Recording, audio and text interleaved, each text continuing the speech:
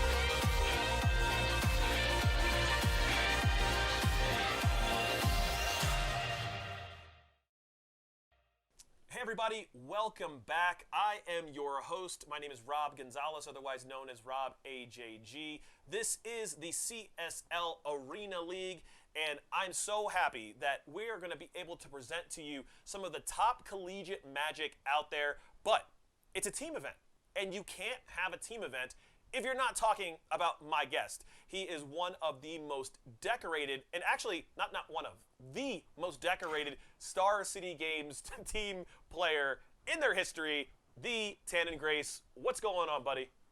Hey, how you doing, Rob? Super excited to be here today. I took a look at the teams and the players on each team today, and it is stacked. So I'm expecting some good Magic today. Yeah, and it's awesome because this whole collegiate scene is pretty new for Magic. We've been playing Magic a very long time, all around the world, everywhere, and we didn't have a collegiate league. There was like a high school kind of deal, or younger, with the Junior Super Series many years ago. But this whole collegiate thing is brand new, and we missed out. Like, seriously, like, how is it possible that we missed the time frame where we could have our college paid for by playing Magic while we're in college? Like, it just doesn't seem fair. I think the first thing I did when I heard about this, Rob, was check eligibility. I was like, do I have any left? I know I've already graduated, but come on, like, let me in. I want to represent Louisiana State University. Let's go. Same way. I was like, how can I represent UNM, or University of New Mexico? We don't have any winners here. You can quote me on that. So I wanted to be one of the winning traditions at UNM, and unfortunately, I didn't feel like going back to school, even if it was one class. Maybe some other time I'll do that. But my wife, she definitely said that she was thinking about going back to school, and if she did, she was going to play in the CSL Arena League and see if she can bring home some trophies for UNM. But on your side, tell everybody at home who you are, because, I know who you are because I've known you for a long time, but, what are you about? Like, tell us a little bit about your history. Yeah, so I started playing Magic competitively around the original Mirrodin and Kamigawa sets. So we're looking at, 2003 to 2005. And he's on again, off again, played in a lot of Pro Tours, traveled the world up until, now. Right. I've been on and off here or there, with school and real life stuff getting in the way. Like you said, we're both old. Yep. So we have some real life stuff. But over the last few years, I've really dedicated myself to the Star City Games Tour, the one that you mentioned. And there's a lot of team events on that tour, and I'm a big fan of those. And, had some success over the last few years. Got to have the cheat code where I was always the worst player on my team at every one of these events. Have them carry you all the way to the trophy, right? Right. Well, we always came up just short. I don't know if you know about this, but I have a little bit of a curse. Can't ever win in the finals. It's a nice little joke that goes on, so thank you for the dagger. Yeah, I like it. I mean, but hey, the thing is that you're still making money, even at second place. Oh, right. And you can have something way worse. You could be known for something way worse than always getting second place. You could be known for the guy who doesn't make day 2, doesn't make top 8, any of that stuff. But it's cool because, obviously we've traveled the world together. I think we ended up on the same flight to Italy one time and didn't plan it. So it was Valencia. Right, to Valencia, right? Or was it Spain?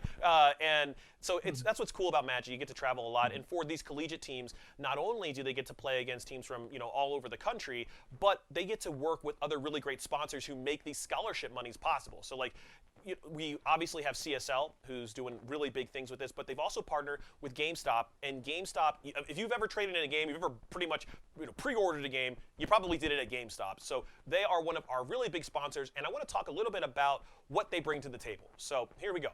Big thank you to our sponsor for this season, GameStop. GameStop is partnering with CSL in the 2019-2020 season to activate collegiate esports tournaments online and in person. Visit www.gamestop.com/esports for more details about their GameStop Performance Center gaming clinics. GSPC gaming clinics are free for all players and give you an insider look at how the players you love to watch dominate the games you love to play. Be sure to also check out our GameStop Weeklies, a series of community-oriented tournaments that run from November through March for a variety of games, including League of Legends, TFT, CSGO, Overwatch, Madden, Rocket League, Hearthstone, and Smash Ultimate. Sign up today on our website at cstarleague.com. And remember, GameStop, power to the players. All right, so, thank you again to GameStop for everything that they do, but I want to talk about what an actual team format means, because most players don't get the experience of playing on a team, Tannen. So, tell me a little bit about how it works when you have a three-man team that's playing against another three-man team. So it's going to work in essence just like any match of Magic you've ever played. You're going to be playing against one player, best out of three. So the first person to 2 wins the match. That's not exactly how it works with this, though. It's going to be the first team with 2 wins to get a win. So they're all individually going to be playing matches against a member of the other team. And the first team that gets 2 wins the match that way. Yeah, and sometimes it's kind of awkward, right? So, when you play in real life, you're all playing at the same time. So, you might have one team member that's just beating down somebody, they're in the middle of their game, and then the other 2 players just lose, so that third match doesn't mean as much. But for this, we do always have tie breaks, right? So every match is important. It's making sure that even if you're down 2-0 and you're going to lose, the team is going to lose, you still want to win your match, right? You don't want to be just get 3-0. Losing 2-1 is better than the 3-0 when it comes to making the playoffs, right? Absolutely. So every win's going to matter. So like you said, you definitely don't want to get swept here. So you're going to see these people trying really hard, even if they've already technically lost their match. If they're down 2-0, it gives them something to play for in all their matches, and makes sure that every single game played is extremely important. Yeah, and I think Magic players sometimes kind of forget that. You get into the late rounds, if your round doesn't matter, you just kind of blow it off. You're going to make top 8 or whatever. But here, when you play these leagues, this is a very long season. So every single win is going to matter, whether it's your team win, whether it's your individual wins. All of those are what's going to propel you into the grand finals, where you were going to have thousands and thousands of dollars of scholarship money. So this is only week 1, all right? So we're going to, do our best to conserve our energy, so that we can make it through the entire season. But like you said, every single game is important. But also talk about the other team dynamic, Tannen. You can actually have people help you during your game. Yeah, that's actually very, very important and a really good point. So a lot of the times when you're playing in a team event, you're playing your own match, but if someone else is done, or if you have a question in the middle of it, you can stop them in their match. When you're in person, on this, they might be in the same room, right? And you could be like, hey, I'm not exactly sure what I should do here. What do you think? And it's really important that you're able to ask your teammates, because 3 heads is definitely better than 1. Absolutely. When it comes to trying to make the very difficult plays. And you're going to see that in this format, which we're going to get to in a minute talking about it. Is this format can get really complicated at times, and one small mistake can snowball a game out of control. Yeah, and what's also good about this is when you play in real life and you have 2 people behind you, it's really easy to kind of eat up a lot of time.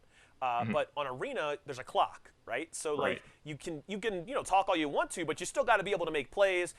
It's much harder to get in a situation where another team might be stalling a little bit, trying to get extra time to make a decision. Arena is going to press that issue, and even though you'll probably, hopefully we'll be able to make the right decision if there's 3 of you, you still have a little bit of, you don't have all the time in the world.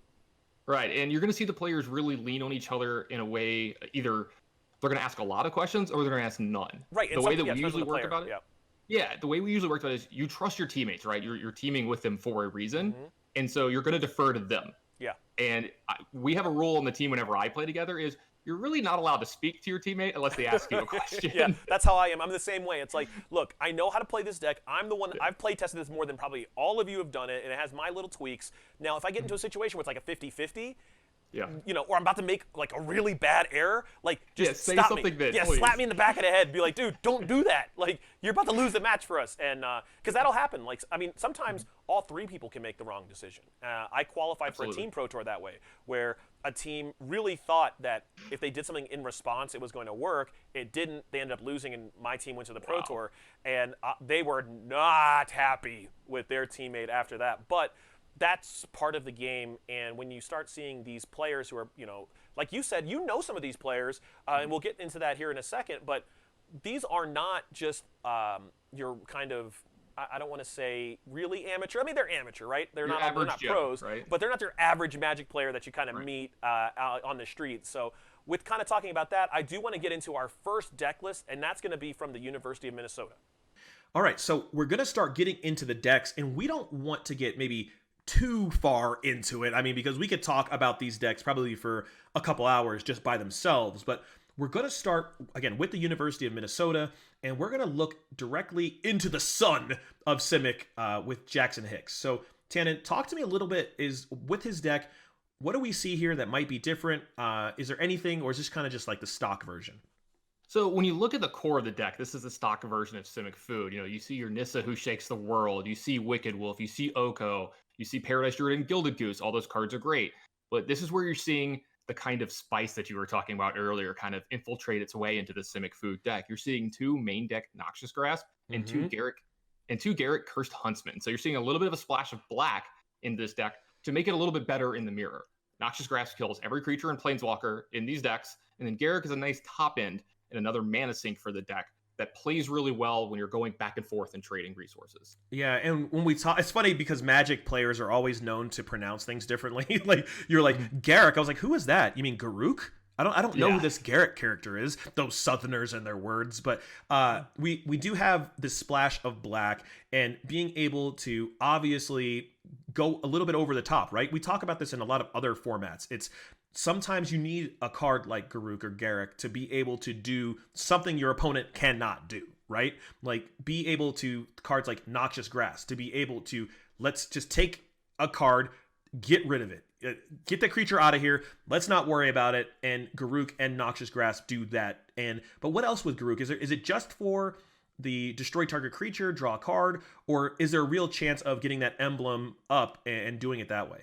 There's definitely a real chance of the emblem happening in these games. When you see mirror matches kind of going on, you're at an advantage if you can make trades that are in your favor because of the same cards running into the same cards. So Garrett gives you that inevitability of that ultimate possibly going off in the mirror match, which you expect to play in the standard format. So that's definitely something to look out for. One more thing to point out about Jackson Hicks' deck here is he is definitely leaning into just trying to be the little bit of a better ramp deck, which most of these decks that we're playing here tonight is, where you see 2 copies of Arboreal Grazer in his main deck. This is going to act as Gilded Goose number 5 and number 6 for his deck, just making sure that on turn 2, he has 3 mana, which leads to stuff like Oko happening on turn 2 and Wicked Wolf happening on turn 3, which are very, very important in this matchup because once you get ahead, it's very easy to snowball and win from there. Yeah, and getting a turn 2 Oko is just so backbreaking, right? Like that is when you're playing this deck, you're like, how do I get this every single game too? If I get this on turn 2, I'm feeling really, really good about myself. So when you see the Arboreal Grazer, again, acting as Gilded Goose number 5 and number 6, that's the exact reason, is being able to get that turn 2 Oko. It's busted in pretty much every single format. And whenever you have cards like that, you want them to be out ASAP. Like it's not a matter of, sure, turn 3 is great. Let's not lie about it. Like you put it down in turn 3 and it resolves, you're feeling really good about it. But like you said, turn 2 Oko, turn 3 Wicked Wolf, enjoy yourself. Let's see what happens in that game, right? Yeah, absolutely. You make a really good point there. You want it to be as consistent as possible, and adding those 2 extra ramp spells in the Arboreal Grazers is going to help that. With another card that you're going to see as a 4 of in a lot of these decks, or almost all of them, is Once Upon a Time. Being able to cast this on turn 1 for free, if you have it in your opening hand, is going to help you find Gilded Goose. It's going to help you find Arboreal Grazer and make sure that you get those draws just that little bit more. Yeah, and I mean, the only thing I kind of worry about, with his deck is when you do have cards that are like Garuk that are, in the 6 category. Obviously, Nissa at 5, we know how good Nissa is. You can get some clunky hands.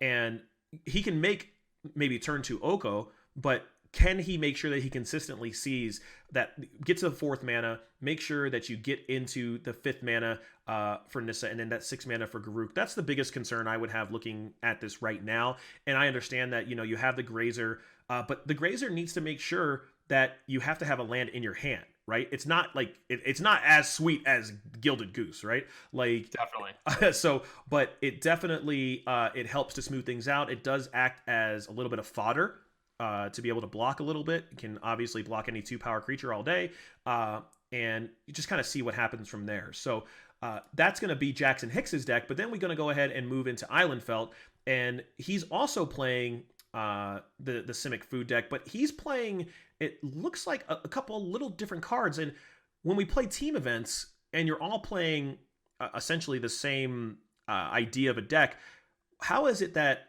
he ended up playing Vraska and the other players didn't? Well, so like that's something that could definitely happen in these team events, right? Like sometimes you don't always have the exact same conclusion from your testing that your teammates do. And this is why it's good to have good teammates. I'm sure they talked this over and they were like, hey, I like this a little bit more, or I like that a little bit more. Because you're starting to see a very similar thing in this deck. This is another Simic Food deck that is splashing black, but you're seeing 4 Noxious Grassmane. Yeah. This is a huge nod to the mirror. Again, that card kills everything in the mirror. Super important. You're seeing Vraska, Golgari Queen in the main. Another card that leaves something behind when it answers Oko. And that is the most important thing, is in this format, when someone has Oko early and you're able to answer it, say you Noxious Grasp it, the problem is the card has already done something. It leaves something behind. So you're losing a little bit in tempo and a little bit in substance. But if you use Vraska to kill it, you still got something that your opponent now has to answer. So you're a little bit up on tempo. And also, very importantly, there's one Massacre Girl in this main deck. And we know how good that is. Oh, yeah. This card can dominate an entire game.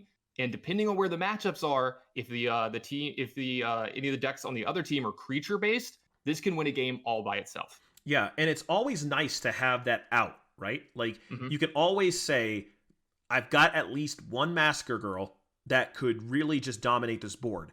And not only do you just have the ability to, naturally draw it, your opponent has to think, what if he has it, right? He always has to think, what if, is it still in the deck? Like, did he side it out? Is it still in? Whatever. Does he have it? Because if you can set up yourself to kind of play around a Massacre Girl, but if you don't at all, it can just be a complete and utter blowout for you. Yeah, absolutely. This is one of the cards to definitely watch out in these matchups. And just like you said, I think it's actually great when in the first game of a match with your opponent, they see a card like this from your deck, because now it's in the back of their mind for the rest of the game, and it's going to dictate how they play. I'm interested to see if we're going to see that happen today and how much it affects the plays of the other team. Yeah, I'm really interested to see that as well. So let's get into the last deck, which is from MSJ. He also has a couple little different things, is playing Pixie in the deck, and also, I mean, that's just weird. Like, why is there just this one Pixie? Like, I think that seems kind of a little bit awkward. I mean, obviously, you should be able to make green blue on turn 2, but he's playing the Pixie, which doesn't ramp him into that turn 2 Oko. It gets him that turn 4 mana. Like, what do you think that's about? Well, you see him, he's actually just straight Simic. He's not reaching into the bag to, splash for white or for black like we see with some of these other decks. This is just him, needing and understanding the fact that you need more mana in the mirror. Like you said earlier, you made a really good point. The first person to stumble generally is going to lose. Right. If you can't make land drops. So these are creatures that are also technically land drops. You're seeing 2 Leafkin Druids and 1 Marrowleaf Pixie in the deck list. This is more creatures that you can find off of Once Upon a Time to make sure that you have some form of ramp in the first 2 turns. In these matchups, especially in the mirror, if you're not ramping on turn 1 or turn 2, you're losing. Simple as that. Yeah, and you see here that he seems to be more worried about 4 mana as opposed to 3. He's like, look, if I get the turn 2 Oko, fine, right? But he wants to really make sure that he hits that 4. He's got Vivian at 4, and obviously Pixie makes the green to be able to do that. He has Leafkin Druid on 2 to be able to make sure that he can continue to ramp into that 4. So we see that there's just a little bit more importance here to be able to get into the 4 mana period. And he decided not to play black. So there's, like you said, when you're talking about these team events, not everybody agrees, right? And then sometimes in other team events, you can only play 4 of one card. Like, you can't always play like as many as you want. So this way, they've decided Simic is the way to go. But is it a matter of ramping into 4 and being just blue-green, or is it a matter of going into black, going a little bit bigger? So I do like you said, about playing a card like Garruk that not only it hits the board, it does something, it stays around, but it also replaces itself, right? Being able to draw a card or leave something behind is super important when you're playing these attrition games. Yeah, I mean, like you said, attrition's the name of the game. The first person to stumble, the first person to run out of things to do with all this mana is going to lose. Generally, in these matchups, both players are going to have accessing to tons of mana way beyond you. They're going to have like 7, 8 mana on turn 5. A lot of these matchups, sometimes even more. Right, sometimes even more than that, right? Yeah, it's crazy. So, and just having something to use. And like you said, MSJ's deck, you see him really heavily leaning into that 4th turn. We see the difference in his deck. He's got Questing Beast main. This is a card you're not seeing in the other list. Yeah. Very good at attacking down opposing planeswalkers. It's very hard to block. Very important card in these matchups. And, I'm thinking about it and seeing all 3 of these decks from Minnesota. I love the way they constructed their decks, and they all have their own little thing to it. Because here's the thing. The other team is not going to know what's going on per build when all the builds look similar, but they all have like their own little thing going on. So now they have to worry about everything instead of just the same thing out of every deck. Yeah, because like you play Massacre Girl in one deck and they assume that it's probably in the other one, right? So, or if you're playing against the straight blue-green, you might think, oh, well, there might be black in it. We just haven't seen it yet. So there's a lot of that going on, and it's really a nod to their playtesting that maybe they just didn't want to have the exact same lists across the board because maybe the black version was a little bit less consistent. Maybe it wasn't as good against certain other decks, so they just wanted to kind of, just play the odds. So I appreciate that from that team, but let's talk a little bit about what Miami of Ohio has brought. All right, so we know that there is a clear favorite when it comes to the decks in Standard. All right, and I guess that's the best way to say it, right? There's like one dominant deck. But Adam Wasmo from the University of Miami, Ohio said, I think I'm going to bring something different. And he definitely brought something different, Tannen. Yeah, we're looking at green-black adventures. I'm definitely thankful for the change of monotony here. Super cool deck. It's going to be leaning on the back of Edgewall Innkeeper. You're definitely going to see some ramp in here, some creatures that are generating some mana, but you're going to see stuff like Lovestruck Beast, Murderous Rider, Rankle, Master of Pranks, a really cool card from the newest set, Throne of Eldraine. A lot of awesome stuff going on here. Some removal, some planeswalkers. It's a deck that can go toe-to-toe with some of these Simic Food decks, and you're probably asking yourself at home, saying like, why would I play a deck other than Simic Food? Especially splashing on these extra colors. It seems to be what everybody else is doing. Well, this is one of the decks that can possibly keep up with it. That does well. The aforementioned Edgewall Innkeeper, huge important card in these matchups. It's a card advantage engine that the Simic Food side doesn't necessarily interact with the best. It does have Oko. It does have Wicked Wolf, but this is a 1-drop. So it's a little bit harder to deal with. You're spending a lot of mana and a lot of time trying to take care of that one card when this can generate so much value. You're looking at other cards like Find Finality, Order of Midnight. Make sure you never run out of steam in this matchup. And then you have 8 ways to deal with Oko and Nissa in the form of Noxious Grasp and Murderous Rider in these matchups. So very important to have those cards to keep up and go toe-to-toe with the Simic Food decks. This deck's going to look to get some card advantage early, get a board presence, and lean on it. Because if the game goes really long, you're still in the Simic Food area, and it's still advantaged. Yeah, and I think when I look at a deck like this, it's a nod to, okay, I know that everybody's playing this deck, right? Everybody's playing Simic Food. Let's just put a bunch of cards together that I am pretty confident is good against Simic Food. It may not be good against other decks in the format, okay? It might be decent against them. But if you have a great matchup against Simic Food, it's well worth bringing that to the table. And in this particular case, everybody on the team, for Minnesota is playing Simic Food of some sort. So if he says that my green-black adventure deck is a pretty good matchup for Simic Food, then let's go ahead and do that. Bring W's to the table, because now obviously the other 2 players didn't feel the same way, but I like what he's bringing. I like you said, Innkeeper is in an attrition war. When you have like almost all of your cards, like when you play them, it draws a card. That is rough, okay? And it's a 1/1. So it's a 1/1 for 1, so you feel bad about wasting like a Noxious Grasp on it, right? Like it doesn't feel good. But if you don't, It's going to be a bad time. And especially if they go like, innkeeper, draw another innkeeper, and then start drawing like 2 cards every time they play an adventure. That is really bad, because even though Simic is a very good deck, sometimes you can just bury a player in card advantage. Yeah, absolutely. And I'm super excited to watch Adam play. Something everybody at home might not know, Adam is a regular on the SCG tour where I used to play. So I actually know Adam personally. If he's watching this at home, Adam, good to see you. Can't wait to call your match. And I'm really excited to see, what is going to happen here, because he's the only one with a different deck. And I like the point that you made where, if your deck is good against the popular deck, that's not a bad idea, because this gives you something to shoot for, right? Like this gives you public enemy number 1, and you could tailor your deck to beat that. Also, Adam, I need some more cookies in the future, by the way.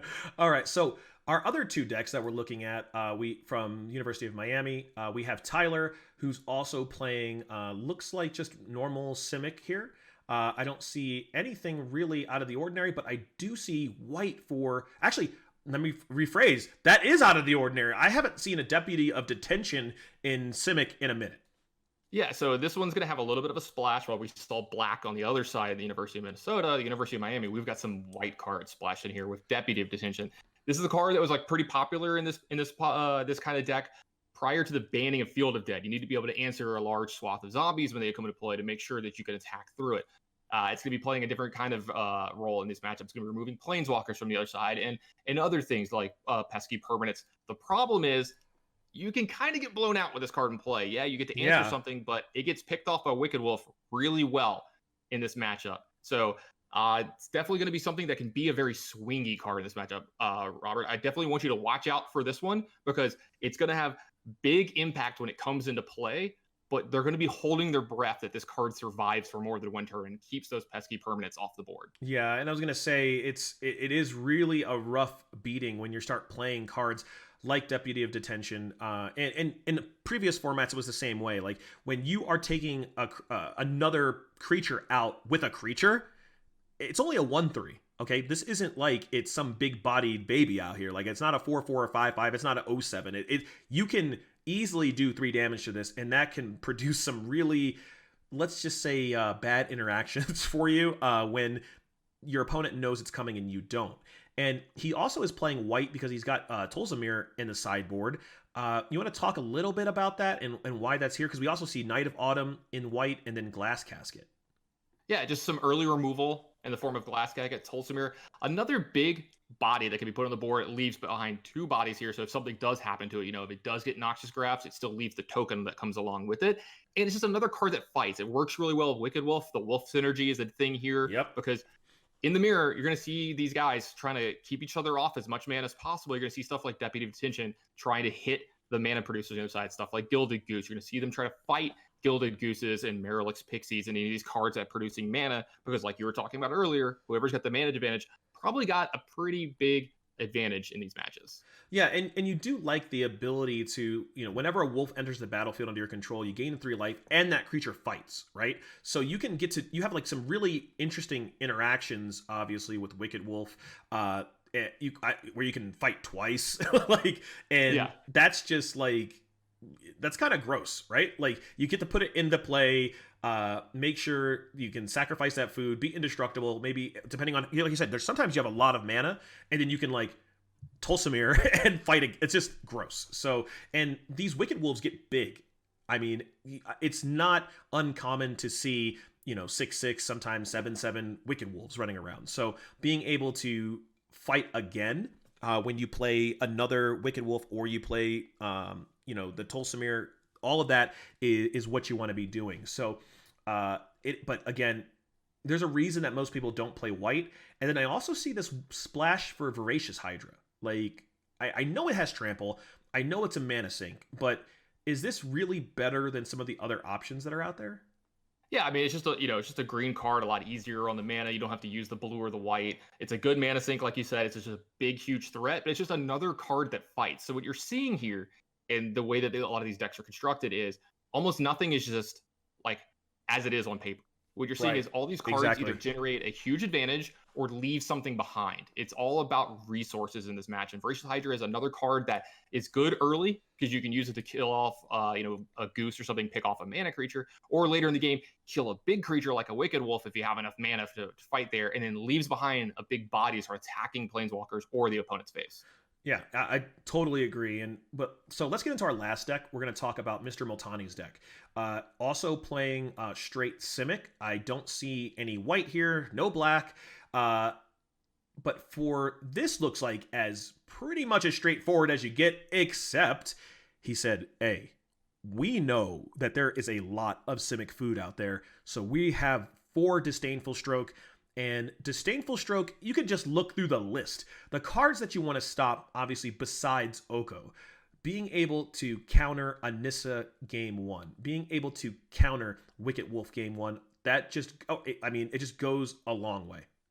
Oh, absolutely. And this is something that was really popularized at the last Mythic Championship, where people knew that this was public enemy number 1. And then you started seeing people start to get the idea, we can put these sideboard cards game 1. If we know this is the deck, we know this is public enemy number 1, we want a card that's good against them and then still has some utility other spots. But like you said, Disdainful Stroke hits everything. If you pick off a huge Hydro Traces later in the game, yeah, they still draw the cards, they still gain the life, but you're keeping that 8/8 flyer off the board. Yeah, you're keeping the 8/8 flyer is nothing to sneeze at. Like you don't want that to be around.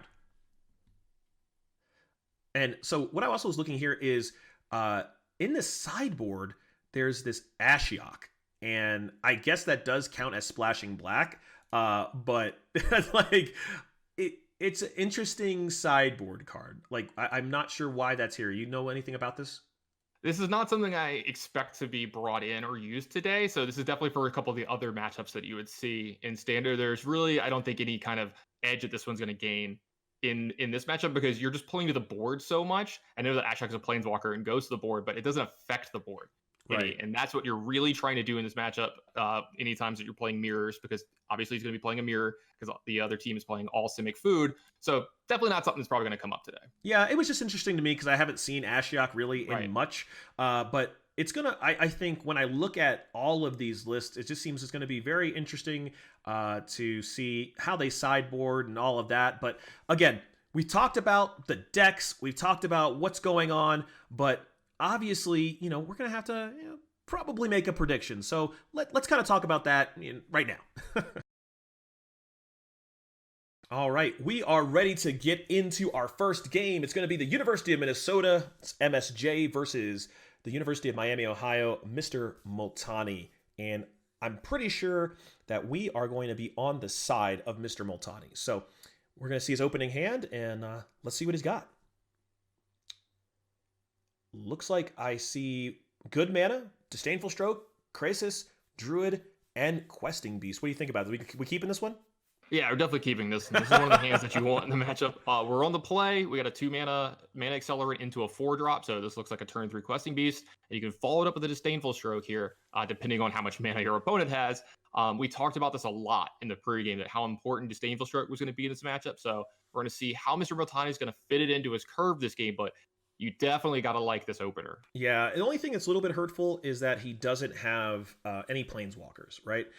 He can get into Questing Beast, and that's obviously then from there we can go into Krasis, but he would have loved to have been able to have Oko in hand, something like that, because, he honestly doesn't even have a way to interact. I guess he can Questing Beast down an Oko if it comes in, but we want to have our own Oko, right? Like we want to have our own. We don't want to we don't want to have to interact with theirs. We just want to play ours and continue. Yeah, and you're going to see a mulligan on the side of MSJ over here as well. But there's going to be a once upon a time here at the beginning. A great card, like we said, super important to make sure your draws are super consistent. And it found either one of the lands or one of the creatures on turn 1, like a Gilded Goose, to make sure the draws are working out here. And you're going to see a Gilded Goose on the other side as well. Yeah, being able to match Geese here is very nice. This does give him the opportunity. We're going to pick up. See, I thought maybe I was like, turn 2 Oko. Didn't do it, but this is where it gets interesting is, do you play Paradise Druid here, or do you hold up Disdainful Stroke? That's what I was going to. Yeah, that's a hard decision. The thing is, if Nissa gets cast on the other side, it's going to be really hard for you to win, even though you have a Questing Beast. The Nissa is going to start to outpace things really quickly. And you could have possibly waited one turn on Mr. Multani's side to be able to have 4 mana next turn where you could play your 2-drop plus have Disdainful Stroke up. Yeah, I was, I've been in a lot of situations where you have that ability to say, okay, it's turn 3. Like, what does he do with 5 mana? That's the question, right? Like, right. There's nothing with 5 mana. So I would definitely have just held up the Disdainful Stroke there, and then because now he plays a Questing Beast, but he's got an extra mana here, right? Like, his opponent easily could have played something in a response to that Druid on his turn that would have been really, really rough for him to deal with. So, I don't want to say it's a bad play. It's just, there always are those decisions, right? Like, one way or the other. Yeah, we're seeing the sideboard cards really start to rear their head here. You're seeing a Noxious Grasp out of MSJ here to take down Questing Beast before it even gets any value. And here we go. Do you have Nissa? Do you have a big play? This is a big turn because the shields are down. There's no Disdainful Stroke held up here. Well, he is sacrificing to go ahead and try to find it. And there is a Nissa. And this just goes back into, look, you have to sometimes make these really hard decisions. Like, can you not afford to hold up Disdainful Stroke? Because all he had, and this is a really bad, I don't say it's bad draw right now, but out of order, right? Like, he would have loved to have been able to get that turn 2 Oko, because then he would have been able to have the Disdainful Stroke up and hit that Nissa. But instead, now he's going to be behind, the 8-ball a little bit, and has to figure out how is he going to deal with Nissa. Yeah, and so this is a spot where, do you play Oko or do you start to play Hydra Krasis just so you can start pressuring Nissa as soon as possible? But Oko does a little bit of that too here. He's going to get to animate this food into an elk. It's going to make the Gilded Goose have a little less ammo to make mana, but you're going to have Oko still around next turn as well. So making 3/3 is pretty important here. It's going to help you fight the Nissa lands as well, but you got to like the spot that MSJ is in here. Yeah, the big problem here is, how is he going to deal with these lands, right? Like, I don't think that there's anything in the list that is going to be able to deal with, the multiple lands. Obviously, being able, getting the extra mana from forests, that's going to go a long way. And he only has 2 cards in hand, though. So it is possible maybe he just doesn't have any more gas, and we can get Krasis in here, draw a bunch of cards, keep up Stroke for the next threat, and see what happens. Yeah, absolutely. I think that's actually a good read on MSJ's hand, is that the fact that I think he's out of gas. Like the way that he did this turn, he didn't float mana before untapping his forest and making it a 3/3. Right. It's definitely something you could do this deck, is you get to cast your spells, untap your lands, attack more. And with him just playing another land here, I got to believe that he's out of gas. And this is a big draw for Mr. Multani here too. Yeah. So being able to have, if he, remember, we have to try to find some way to deal with these forests. We have to find some way to get ahead of them. Well, what better way to get ahead of them than to play a creature that gets to come into play and possibly eat it? Like, it is a perfect draw right at the best time. And on top of this, what is he going to be able to do? We're going to have to make that decision on, we have a Disdainful Stroke, right? And he didn't get to use it earlier to knock out the Nissa. Obviously, if he counterspell the Nissa, this is like actually not a game. Like, because his MSJ has nothing. But now he's going to have Disdainful Stroke, and then maybe be able to get into Krasis. And what is MSJ going to do here? Yeah, MSJ needs a big top deck here, like you said. But what can it be? In this game, you need definitely Hydroid Krasis here. I think is the card that you're looking for the most. You have tons of mana here. You have 3 food along with your Gilded Goose and Paradise Druid. Your lands are producing at least 6 mana right now. You're getting 8 along with Nissa's ability, and I gotta believe that MSJ is just completely out of gas here. Another land getting played and animated. I do like animating the Watery Grave here, just kind of protect the forest to make sure that you have more double lands in the future. And you're gonna see MSJ get really aggressive here as well, because he cannot let this Oko sit around. Right. And the thing is that this, that he doesn't have anything in his hand because Mr. Multani's shields are down. Right? He cannot hit them with the Disdainful Stroke. He only has the 1 blue. The Druid is still summoning sick. There's no food for the Goose. So this would be the chance to be able to play something big, but isn't able to do it. And here we go. Gonna be able to take Oko down to 1, but 1 is not dead. Oh, God. And now a Nissa to back it up. Yeah, Nissa off the top is really huge here. This is another spot where, how are we going to do this? You can Nissa, you can animate one of your islands here. It doesn't generate 2 mana, though. It's the problem. But you do have a food left over. So this is a spot where you're firmly ahead. What's the best way to attack Nissa here? Because you need to make sure that you do some damage to Nissa, so it won't ultimate the next turn, but you want to make sure that you still have possibly getting Hydra Krasis or Nissa into play while leaving up Disdainful Stroke this turn if you can. Right. And I mean, normally you get a little bit worried if Nissa ultimates, right? Like, okay. But in this case, it's like, sure. Yeah, it's not the end of the you world. know, he actually has nothing. And incoming 4/4, incoming 3/3s, and now Nissa is under some serious pressure. Still decided to, hasn't been able to use the Disdainful Stroke, but Krasis is incoming. And when you can have pressure like this, and then on top of that, back it up with the stroke, and so he's going to be able to hopefully put some damage on Nissa here. If MSJ misses again, the game is probably over. But so this is going to be his window to draw something. I don't know what it is he's going to draw, but it almost certainly would have to be, Krasis of some sort in order to get out of this hole? Yeah, it just has to be Hydra Krasis here. He does have 17 life points left. His Nissa is still in play at 1 right now, so he's still getting the double forest, mana boost here, but he needs a payoff now. And you see he's kind of flooded out in this game, and like we said in the pre-games, whoever starts stumbling first generally loses. You saw a big advantage early in the game from MSJ, but Mr. Multani's turned this around without even having to lean into that Disdainful Stroke. So, really well played on both sides here, but MSJ definitely needs to have drawn something this turn. Yeah, and it obviously is not a Krasis, right? If it was Krasis, he would have immediately windmill slammed that bad boy. It would have been in play instantly. So now it's just a matter of, okay, I've got 4 food. I can buy some time, get some Oko, but Oko's not going to be... and just a land. Oh, man. So can make a 3/3 to try to hold the ground, but I mean, at this point, he's going to, for Mr. Multani, he'll be able to untap. He'll be able to hold up Disdainful Stroke, has a 4/4 that's sitting around, going to try to send these forests over, but, I mean, obviously, the goose is cooked here, right? Like, he's going to just go ahead and block, and now it's looking real bad, because you're going to have a Krasis incoming, plus the mana for Stroke. So, yeah. Not the best place. Yeah, I mean, that was an okay top deck for MSJ. It's at least something, the Oko is allowing him to pressure down these Planeswalkers. The problem is like you said, here comes this Hydra Krasis. We're going to see it for a pretty big number here. 3 is going to be allowing him to leave up Disdainful Stroke. Maybe not. What? I'll say definitely going to go to 4. Okay. They're probably going to untap some lands here. They could draw. Yeah. Okay.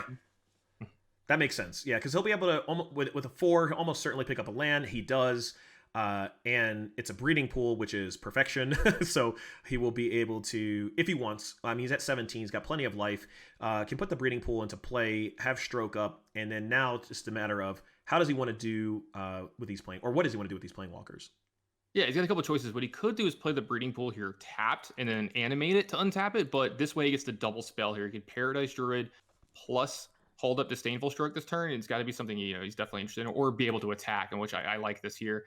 Also, get some food here from Oko. Make sure you might want to turn something on the opposing side into a 3/3. I don't think that's anything we're interested in this turn, but you're starting to see Oko kind of take this game over on both sides, actually. So it's the problem is that Mr. Multani's had way more substance this game. He's had more cards to do with. MSJ is just kind of treading water and making sure that he's putting himself in a spot where a big top deck can get him back into this game. Right, but how does he stop the Wicked Wolf? That's going to be the issue. Obviously, we have Oko, but at some point, you're buried. And that's what I really like to see from Mr. Multani, is that he's putting his foot on the neck of MSJ, right? He's just trying to say, here, enjoy this pressure. If I can get rid of your Nissa, you are going to lose this game. Like, yeah, the short answer on how you get rid of the Wicked Wolf here is that you don't. Right. Yeah, it's going to take some gang block from a lot of things on MSJ's side to take that down. And that's not something that I think Mr. Multani is going to even give him an opportunity to do. So MSJ, again, is in the same spot that he was in last turn, just down 1 Planeswalker is a big deal. And this is big, too. So Oko was at 5, so this is going to cost them their entire Oko to trade the food for the land here. But you got to do what you got to do in these spots. Oh, this makes a lot more sense with the yeah, I was going to say, there's no way you would do that if you didn't have just another Oko. So now we're going to see more 3/3s. But the problem is when you have all of these 3/3s and your opponent has not only 3/3s, also has 4/4s, that is, oh, well, now we got a 6/6. So that actually is going to be able to do a little bit of work here, and it gets under the stroke, right? Like, he would love to have been able to stroke the Oko, but is unable to do that. So just has to kind of, all right, get a chump block in here. Has his another Nissa. What is he going to do here? Because now a 6/6 that he, in his deck, doesn't really have much he can do with. No, there's definitely not a lot that he can do to take care of the 6/6, except for like maybe possibly keep feeding food to the wolf. The problem is Oko eventually will take away the wolf's ability to make itself indestructible. Yeah, that was a really good play by MSJ here. This is a pretty cool play where if you make something a 3/3 that has +1/+1 counters on it, they stay there. Yep. And so you're going to get a 6/6 out of the deal. And like you see, 6/6, biggest thing on this board. And this is what we were talking about before the games. These games get kind of gummed up a lot. And there's going to be a lot of fighting over planeswalkers here because if someone gets to have one when the other player has none, they're at a huge advantage. Yeah, and is there any thought, if you're Mr. Multani, because you have 4 cards to his none, you will be able to disdainful stroke something. Do you just, is it possibly can you just make just a really, really big land, like, and see what the deal is here? I mean, is that possibly a line that we're thinking? No, it's definitely something to think about. What is the value of going wide versus going tall? What does a 6/6 do for us here that a 3/3 doesn't? And eventually, I think that's a play that Mr. Multani is going to be looking into for sure. That's something he's going to do. But this play of going wide this turn allowed him to remove the Planeswalker off the side of MSJ. And like you said, he's just kind of leaning on his opponent here. He's these little incremental values every turn and just staying ahead. And now MSJ is, priced into having to attack his Planeswalkers every time. He gets to just kind of throw a sacrificial lamb in front of it. Right. And that's not a long-term plan, right? Like, because on the other side, we still see this Wicked Wolf. We still have these 3/3s. He can start making them bigger. And eventually, if he doesn't take Oko down, okay, what happens if he loses his forest?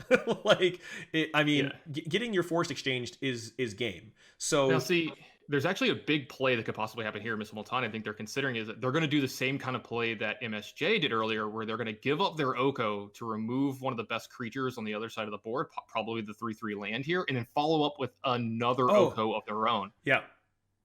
Yeah, and I was just thinking, the same thing, because now he's got the other Oko, doesn't matter, can take one of these lands and then play the Oko again. Right, and so this is going to leave MSJ with a ton of food, not a lot of mana to use it, and under just so much duress here because another one of these lands is going to get animated after casting this Oko. He's going to be able to bash in for tons and tons of damage here.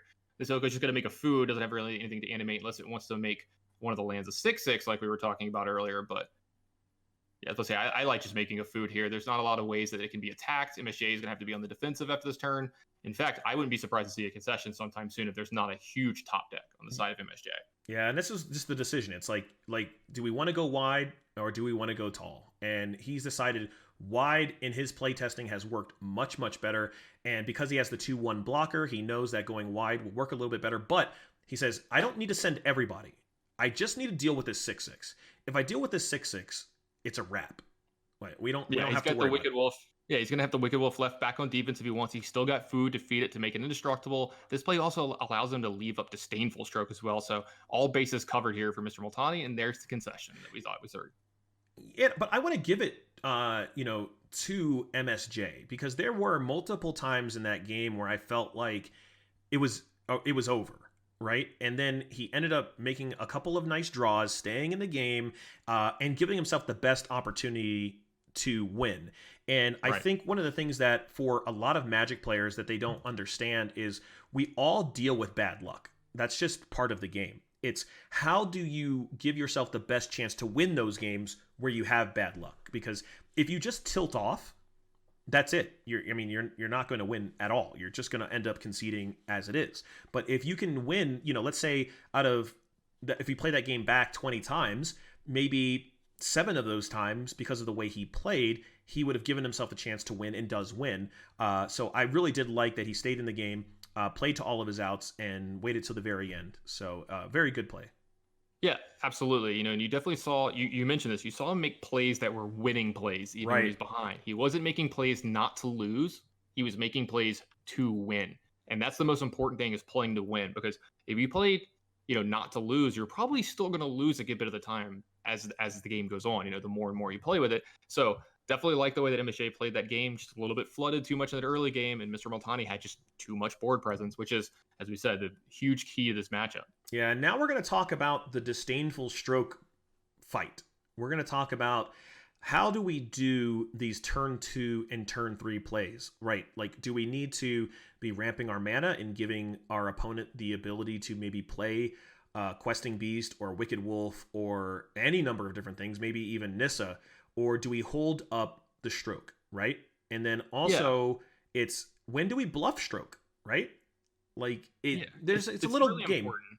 Yeah, it's really important to understand and try to understand in the game is like, you know, I can leave up Disdainful Stroke, but if they don't play something for me Disdainful Stroke and just advance their board more of like Oko and some more mana dorks, you know, just like these little mana creatures, then I'm still falling behind. Yep.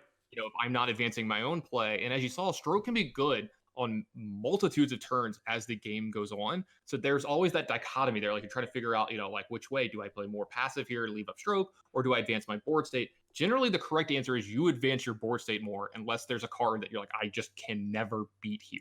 Right. You know, something like that. So there's definitely some spots where it's going to be rough.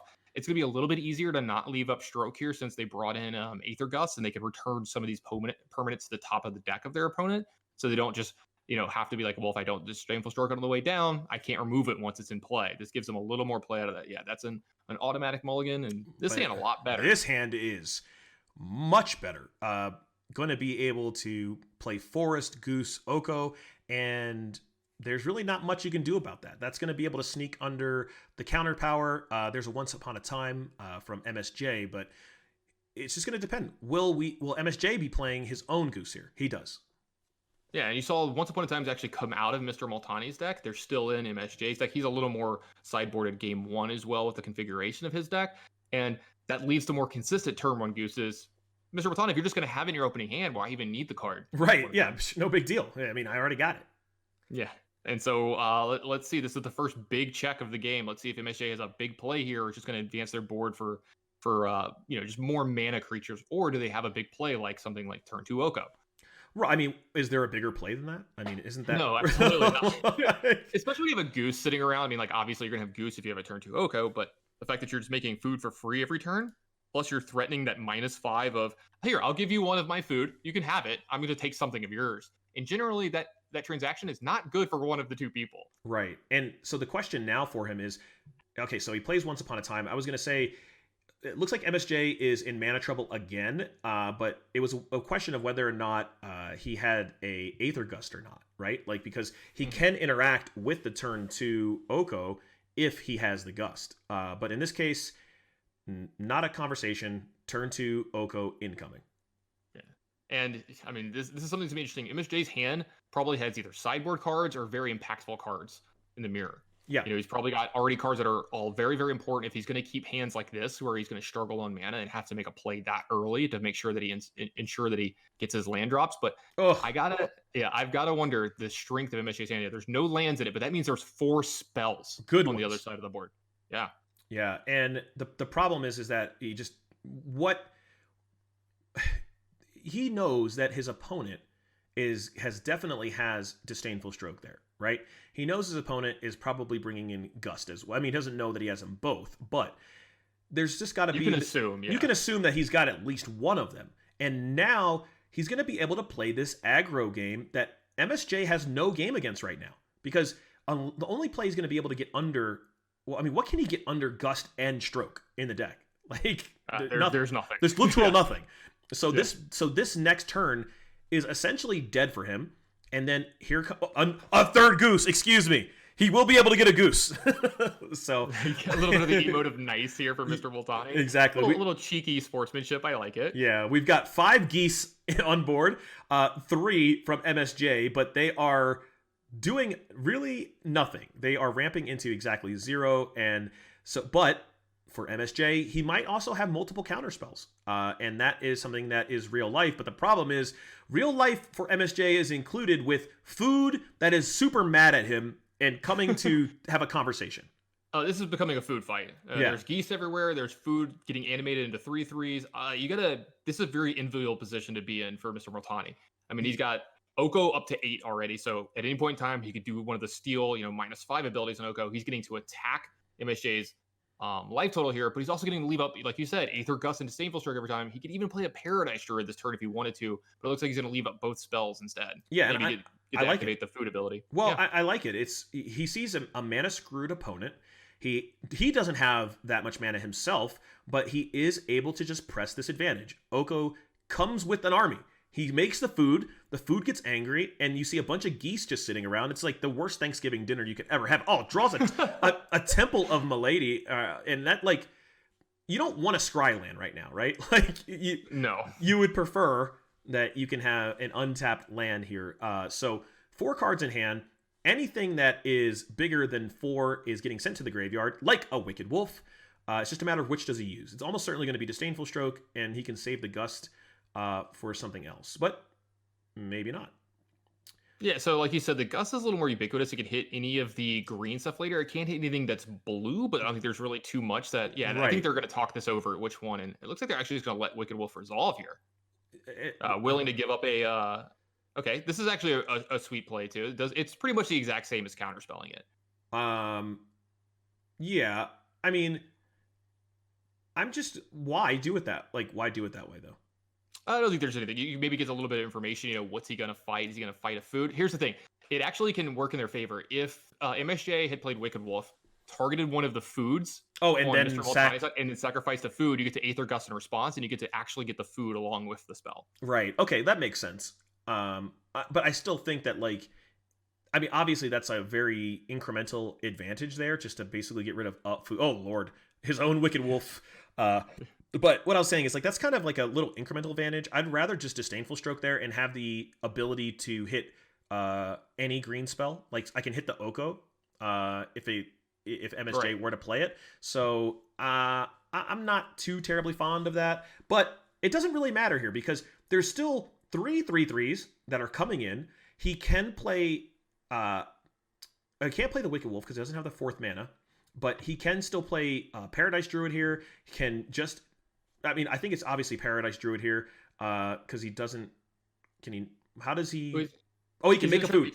Yeah, he can. Yeah, he can make a food and then sacrifice the food to be able to play Disdainful Stroke. Got it. Yeah, so, with the two geese in play, there's like some weird food things going on here. Like you said, it's the worst Thanksgiving dinner ever. There's like a turducken going on over here. There's all kinds of stuff. The turducken coming up with the old, like the and we all know we don't all know. If you're not old, you don't understand where turducken came from. But we saw a lot of that on Thanksgiving with football games, and our good old man John Madden, the turducken. And here comes a crisis. I wonder what's going to happen. Yeah, this is something we talked about in the pregame too. Disdainful Stroke. While they still are going to gain 2 life here and draw 2 cards, the Disdainful Stroke is going to remove the creature from the board, and this is actually just lethal. Right, just dead now.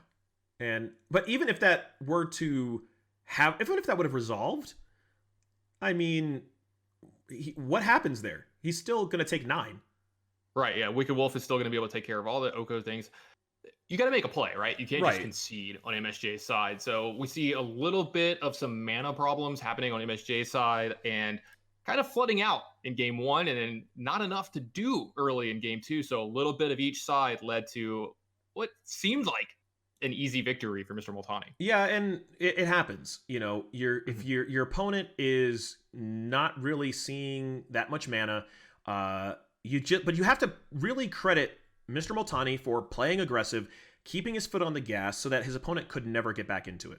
Right? That is essential. When your opponent is having issues with mana or stumbling or whatever it is, you have to punish them early and often because you just don't want to be that story where, oh yeah, I was playing against this guy and I was screwed on mana until like turn 7, but I came back and won, right? Like you don't want to be the other side of that story. You want to be the guy who said, hey, my opponent got mana screwed, but I punched him in his face and I never let him get back in it. Yeah, absolutely.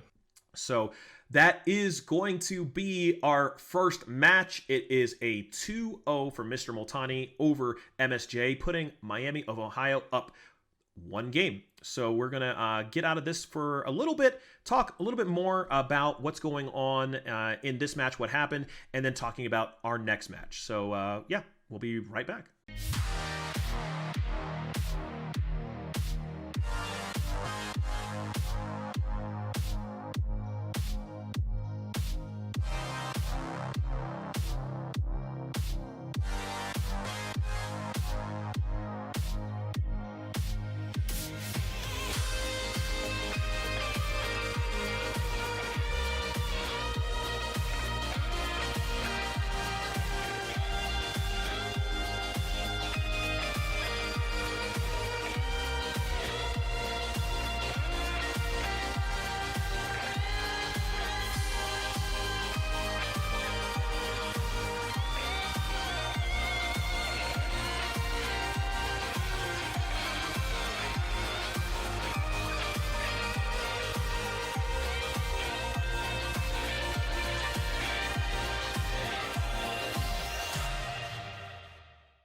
All right, we are ready to get into our second game. It's going to be Jackson Hicks versus Adam Wasmo, and our guy Adam with the green-black adventure deck. So, and here we go. Yeah, super excited about this one. It's the different deck that we've seen. Almost everybody's got the same kind of variation of a deck. This is the one that stood out. This is the different one. We're looking at green-black adventures here.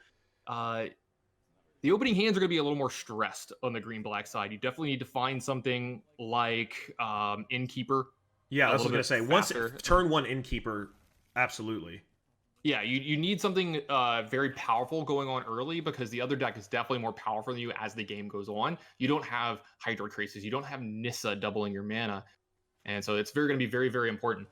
Yeah, and for Jackson Hicks, you can see he's got 3 mana, has the Once Upon a Time, Paradise Druid, and then into Wicked Wolf. So that hand is going to be decent, but against this green-black deck, this could be not the best hand for him. He's got a lot of answers from Adam Wasmo that can take care of what our good guy Jackson Hicks, otherwise known as J-Bone, has got. Yeah. I'll say this is a Once Upon a Time. This finds a Gilded Goose. There was an Oko drawn for the turn, and this is a turn 2 Oko draw when none of it was in the opening hand. Yeah, and that's perfectly fine. Yeah, you're seeing the real power of Once Upon a Time here and why it's in these decks. It just increases the consistency of your deck. Any way that you can make your deck just do the same thing all the time, as long as your deck is doing something powerful, it's very, very good. Unfortunately for Jackson Hicks, he found another 2 mana ramp spell here. Well, and I think I was just saying that he does have the Wicked Wolf, but didn't have any other gas. But now he's got Oko, has Wicked Wolf, and that means it's going to be a decision, like, where does his Murderous Rider go, right? But the good thing is that you can have the Murderous Rider. He also has that Order of Midnight. So, there's some little interactions he can do to take care of these things. Yeah, absolutely. And so this is one of the problems that I do have with the green-black deck, is sometimes its early curves are awkward. Like he could have played Order of Midnight this turn. He can't play the Foulmire Knight after making the 1/1 off Lovestruck Beast on turn 1. And you're going to see why that, people prefer the deck on the other side of the field to this green-black Avengers deck. The curves are just so much tighter. They're so much harder, and they just go bigger. Yeah. Than the green-black Avengers deck. Even though I do find myself I know we're supposed to be neutral, but I do find myself kind of rooting A for Adam and B for the green-black deck, because it's the most, unique deck that we have here tonight. So definitely going to see if he can make enough headway over the next couple turns, which getting a 5/5 into play this turn is not anything to scoff at. Yeah, 5/5s tend to do work.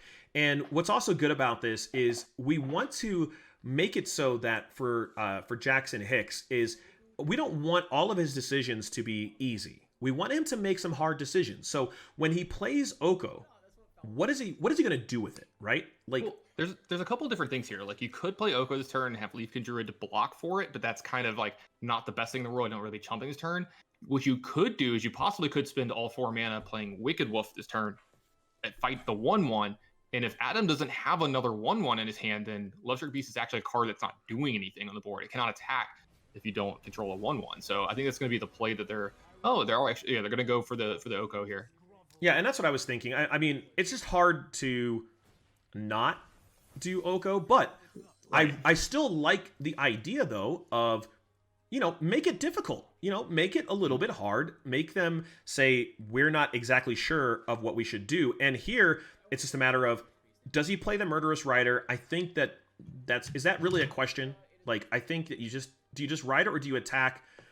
Well, the question is, both? What do you rider? Do you attack the both at Oko, or do you kill the Oko and start attacking the face? And that's the important question. We're going to see that he's going to actually kill he's going to kill the Oko. Well, the thing is, the other play denies him some more mana, so that's an interesting. Oh, okay, yeah. Like, do you want to do that? But because now Jackson Hicks still has 5 mana next turn that could go into Anissa, but the problem is it's going to tap you out. You're going to have a 3/3 left over, but that doesn't do anything about the Lovestruck Beast that's still in play. It can still start attacking down the Nissa. So, yeah, a lot of interesting small decisions going on here, but this Lovestruck Beast doing a lot of work. Like you said, 5/5s generally do that. Yeah, and drew another Oko, but what I was going to say is it's nice for him. There's no Oko on board. He has his opponent down to 12, plays another one, but still has answers, still has the ability to interact with this Oko, making a 3/3 and now a 2/1. Okay, if you want to trade with my Lovestruck Beast, you're welcome to do that. Like we can make this work. But also has finality in his hands. So there's a lot of action here. Yeah, a lot of things can happen here. Double blocking can be a little scary here if the Luxury Beast goes in, and it's something that you're going to see them consider. They may have already talked about whether they want to double block or not, because if there's another Murderous Rider or there's other removal spells, yeah. If you get 2 for 1 here, if they just kill the food, that's pretty bad for you. Yeah, but isn't finality like the actual stone cold nuts for Adam Wasmo against Jackson Hicks?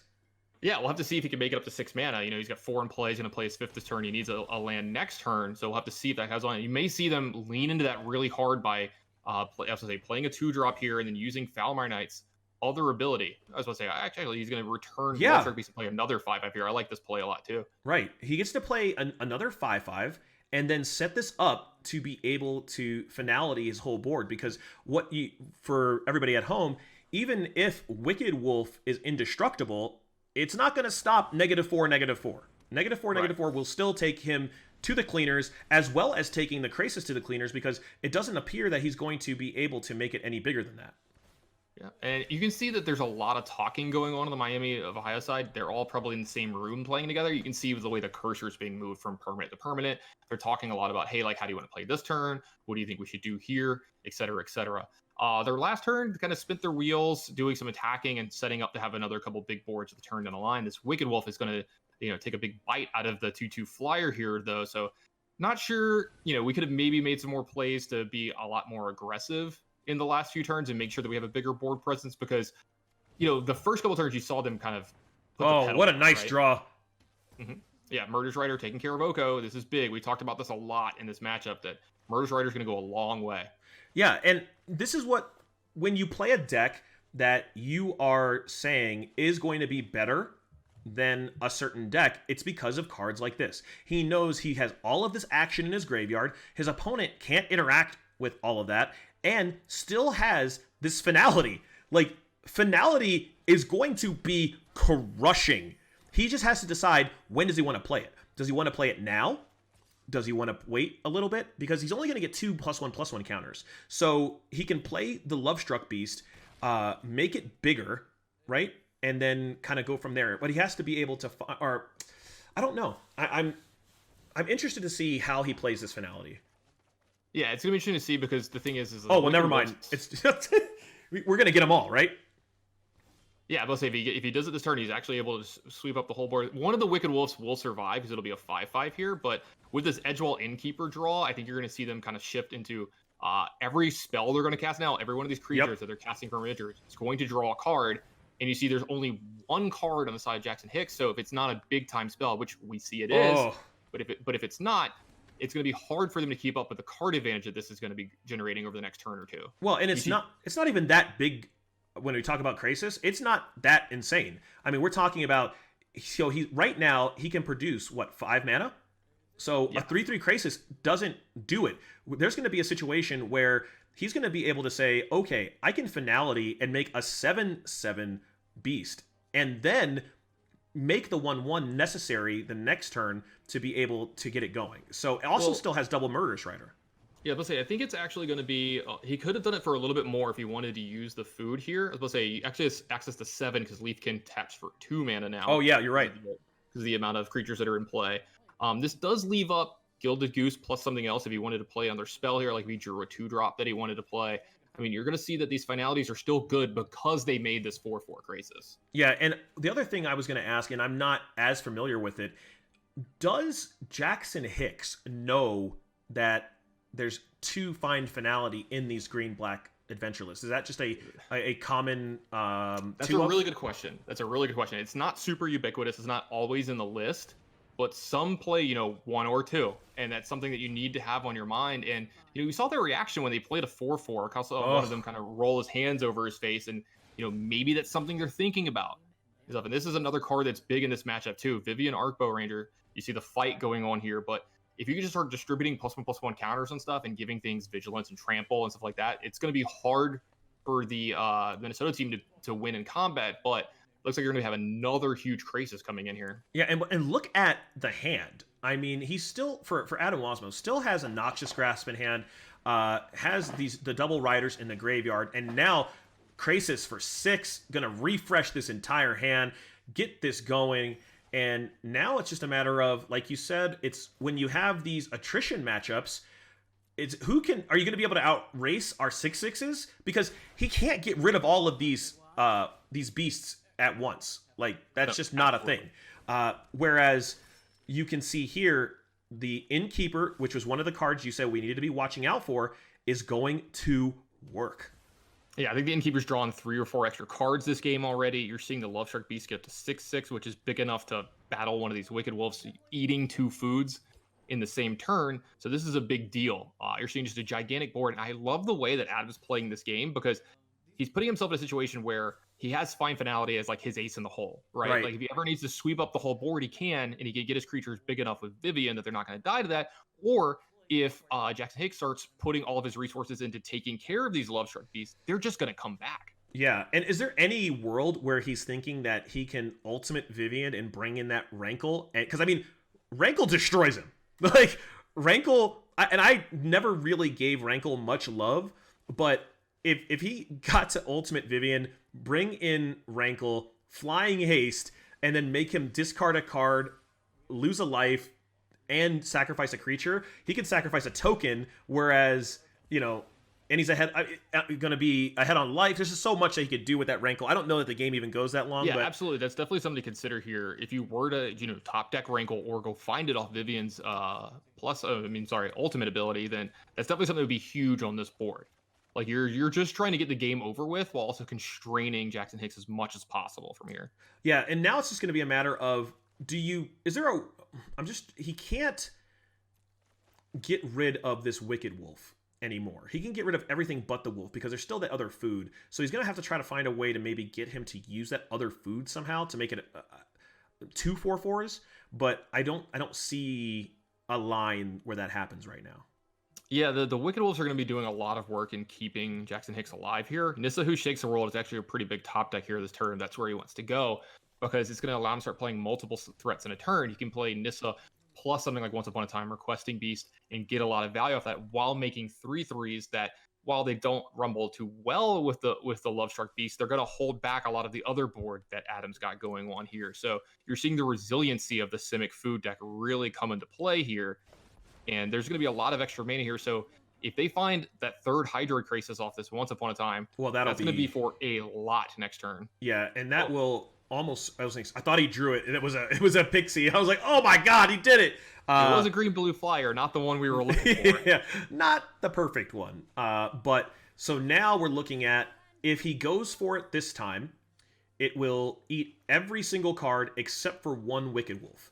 On the other side, for Adam Wasmo, he would have left over a 8/8 Lovestruck Beast, but no 1/1s to play with. He could also make the Murderous Rider I think that's actually better. You just make the Murderous Rider a 4/5.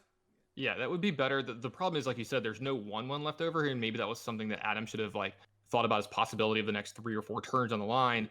I'm going to have to, possibly use Finality, and then if my Lovestruck Beast is left over, I need a 1/1. The thing is I think you just play your spells, because they're drawing cards off of your Innkeeper while you're doing all that. And if you were to use Finality here, they do get to save one of the Wicked Wolves. They can make it a 5/5 here, but the thing is it taps it. So the Lovestruck Beast would be able to attack if there's a 1/1. Oh, the best thing in the world. He's attacking with the Wicked Wolf, so now he gets to block with the Knight, make him use the food, so when he goes and uses the Finality, it will clear every single creature on the other side. Yeah, this is going to be a huge turn. Wait, why did he just block with the 1/1? Yeah, there we go. Okay, I was like, that guy has Death Touch. Yeah, and this is actually going to be a very, very big and swingy turn in this game. Yeah, of course it will, because he's going to lose the game. He's going to literally destroy every single creature on his board and be left over with a 4/5 and a 6/6. Yeah, I would say the Vivian does get killed here, but there is a backup Vivian in Adam's hand. The Questing Beast was practically unblockable, or actually, I think it actually just was unblockable that turn because the Lovestruck Beast had attacked. So, yeah, I got to believe this is going to be a fine Finality turn here from Adam. So the thing is, do you want to attack first? I don't know if you do. Oh, maybe it's not. What?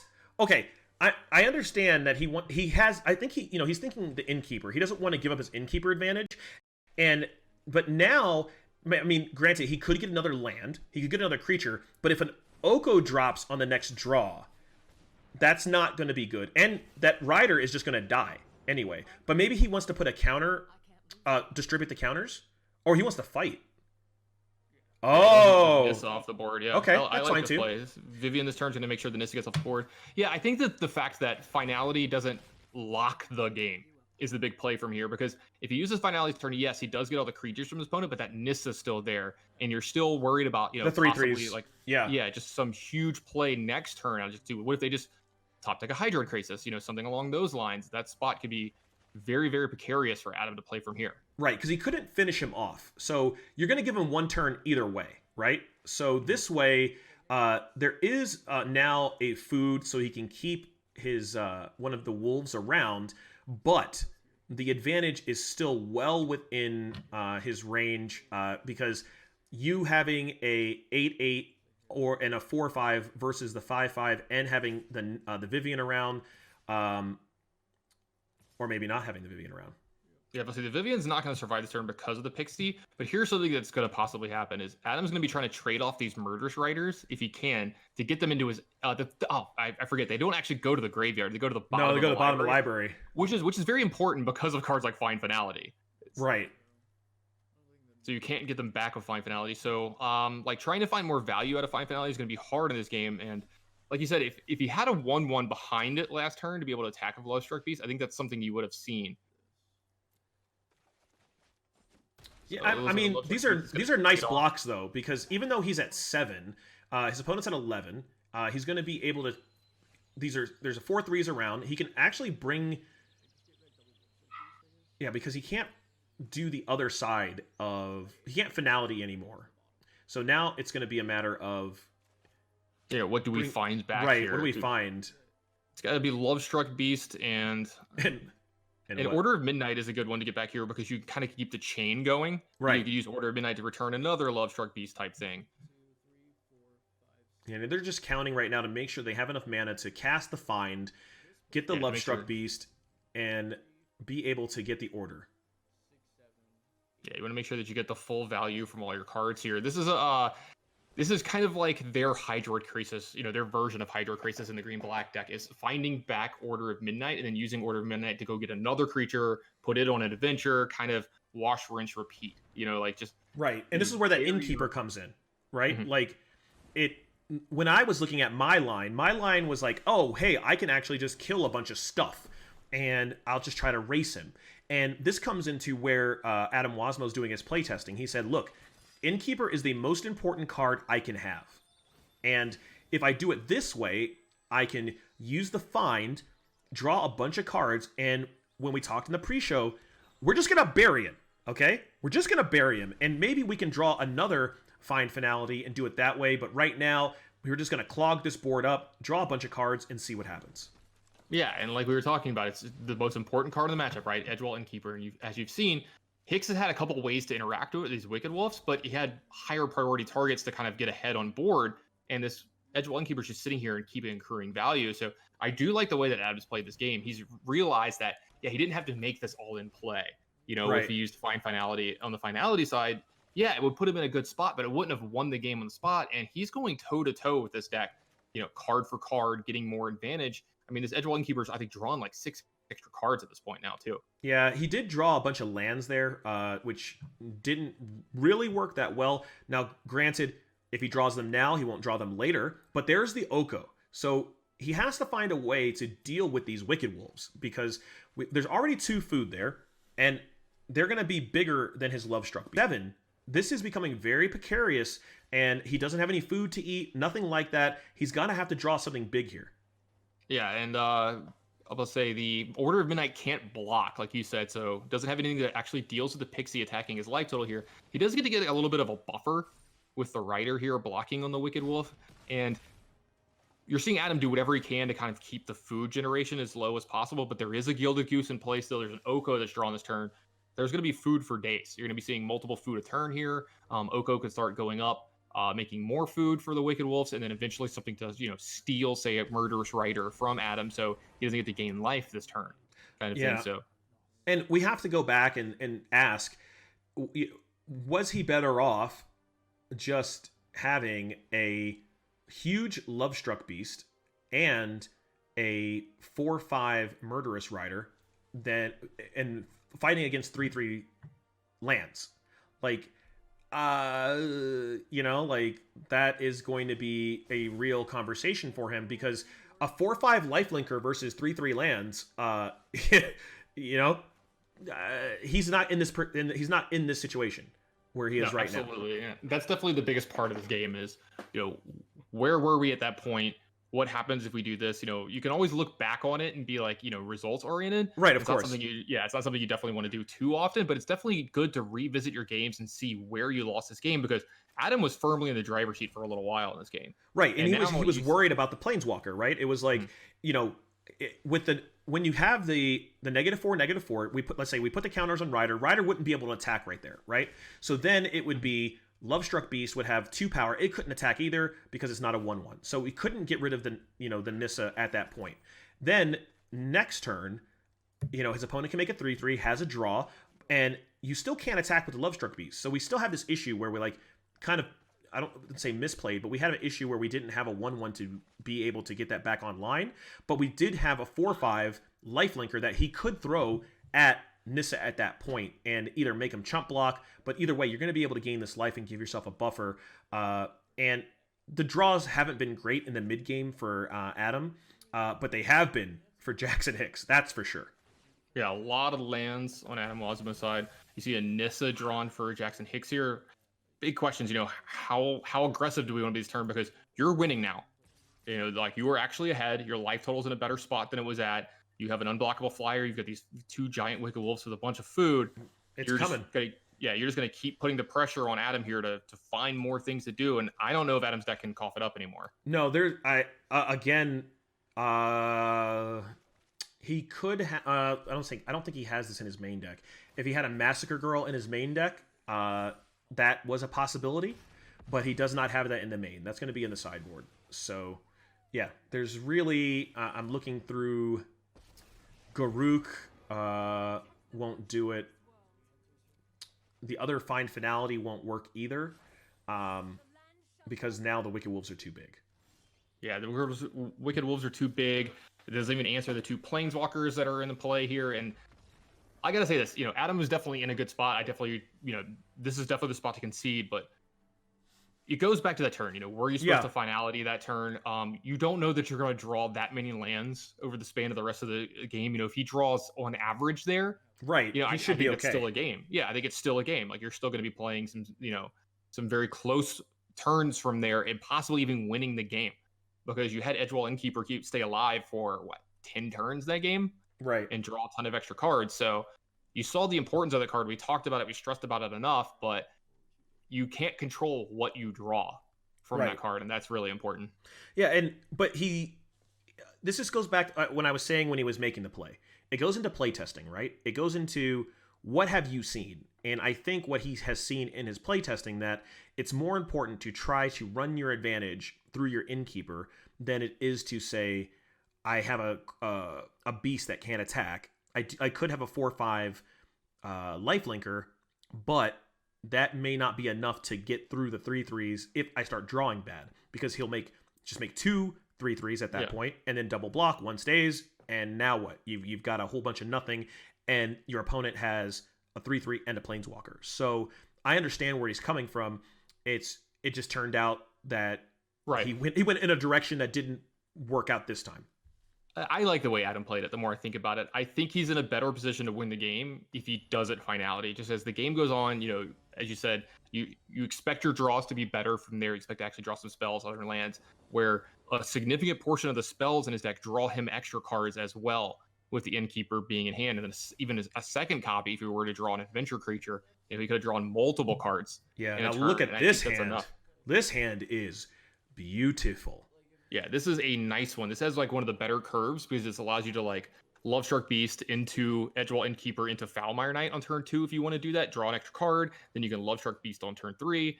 If his mana wants it just matters if he's worried about getting 3 mana untapped on turn 3 with this Fabled Passage. So you're going to see him play it just a little bit slow. And I think it's okay to play it slow based on what he has. He knows that his opponent is only got so many things that can happen here. He's got the ability to play a couple of ramp spells, maybe get into an early Oko, and he feels like this hand can race an Oko.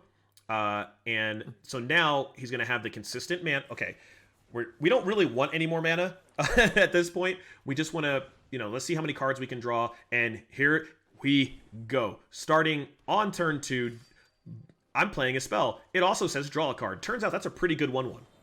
Yeah, and so this is where you see the Fatal Passage being a little awkward. This actually doesn't allow him to play the Love Shark Beast as a 5/5 this turn, which is something you really want to be doing on 3 in this matchup. But I would say he still can, but he didn't get the 1/1 off of it earlier. But you do have 2 1/1s left over, so you're still going to be able to attack. But you're seeing his deck really, really hum here, like you said. The Edgewall Innkeeper, so important. This is the pressure, and he also has that Fine Finality again. He only has 2 of that in his main deck.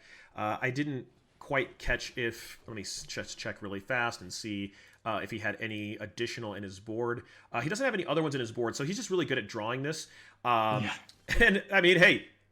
The cards have to come from your deck, so no hate. He just has, 4 lands in his hand, and that's, like, not where you want to be right now. He wants to be able to just keep getting in with this beast, really putting this pressure down, and let's just keep drawing cards.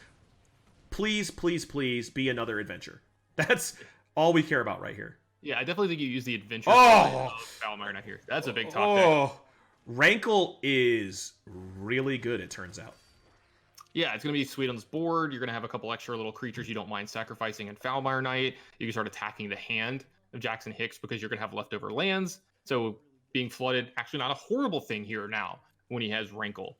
You're starting to see a little bit of what happened in game 1 to Adam is he doesn't utilize his extra resources as well as Jackson Hicks' decks does. When Hicks has extra leftover lands, he gets to turn them into 3/3s from Nissa or draw extra cards off Hydrocrisis. He's got a lot more mana sinks, as we like to call it. So I know he's showing off this rider instantly. I was going to say, I didn't know if there was any... Shouldn't he have played... Oh, no, he doesn't have triple black. I was going to say, I thought maybe... No, wait, why didn't he play the Innkeeper first? It doesn't draw a card unless you're casting the creature side. Yeah. Oh, okay, got it. Yeah. So then it doesn't matter. But now, double Innkeeper, insane. And now it's time to bury him.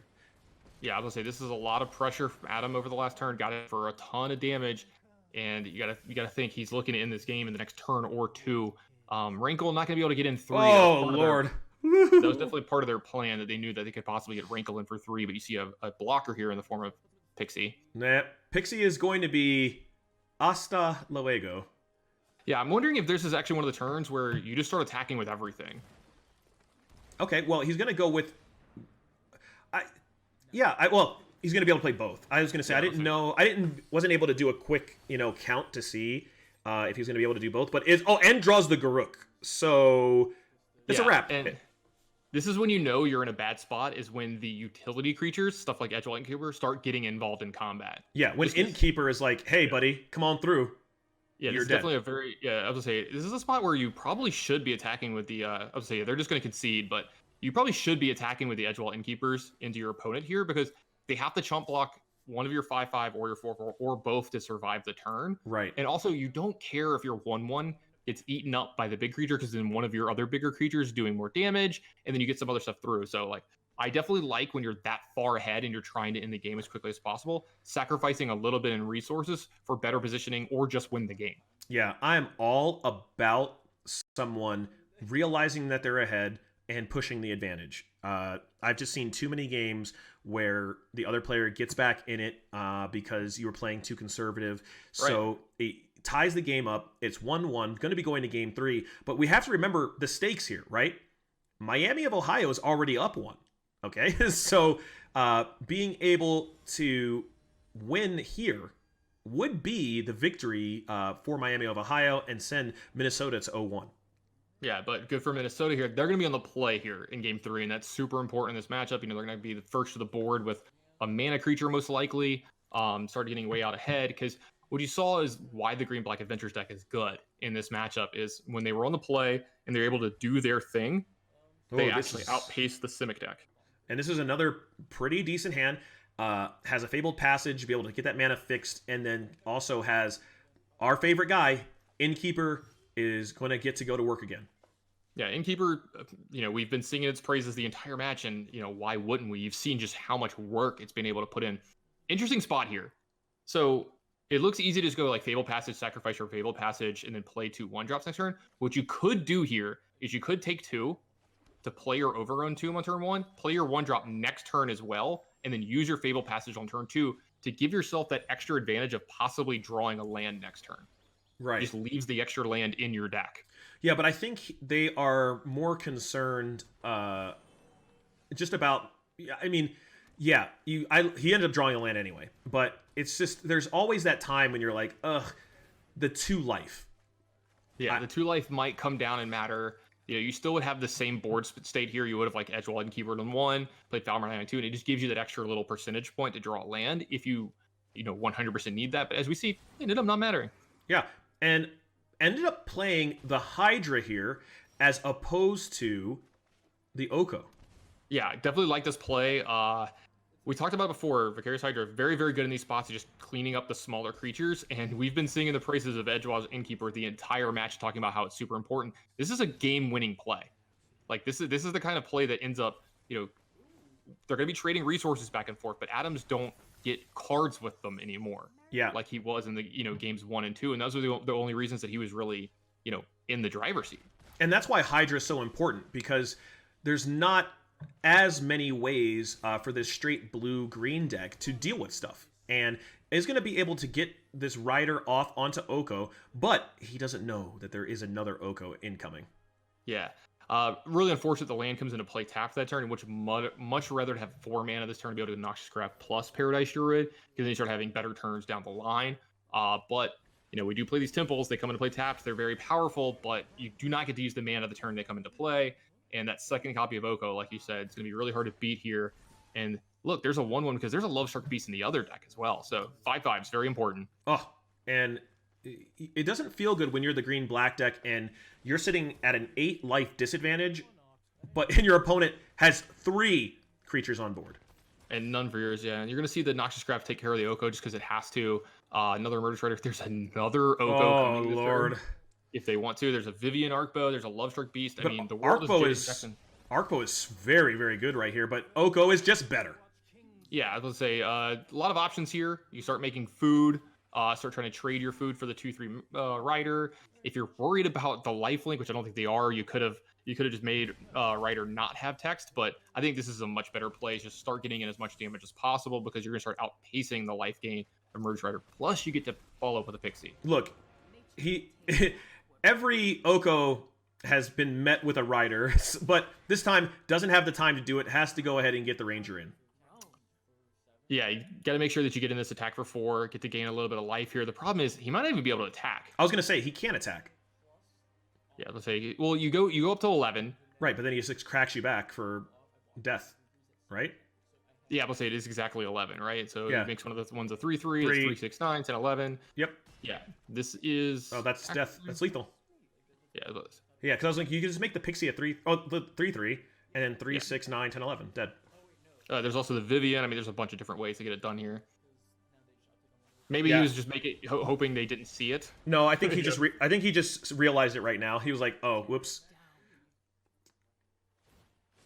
Yep, looks like that's going to be game, and it looks like that's going to be a tie series, Rob. Hey, and when you're in that situation and you're Jackson Hicks, right? The worst thing that can happen is to be that guy who ends up losing. And then your team loses. So you really feel good about being able to get that win, keep your team in it, and battle out of that game 1 complete mana flood. It was just really ugly.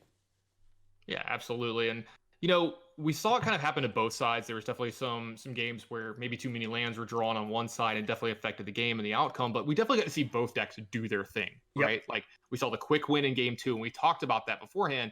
You're going to see the quick wins coming out of the Golgari Adventure deck, and then when the Simic Food deck does its thing, the game's going to go a little bit longer, and it's going to be hard to keep up toe-to-toe with them because they just use all of their resources so much better. You definitely saw in the games where Adam got flooded, he had all his mana and just nothing to do with it. Yeah, I totally agree. And like you said, it is now 1-1 between Miami of Ohio and Minnesota. So we're going to take a quick break, but then we're going to be right back and get into our final match, which will decide who's going to win week 1 here at the CSL MTG Arena League. Talk to you in a second.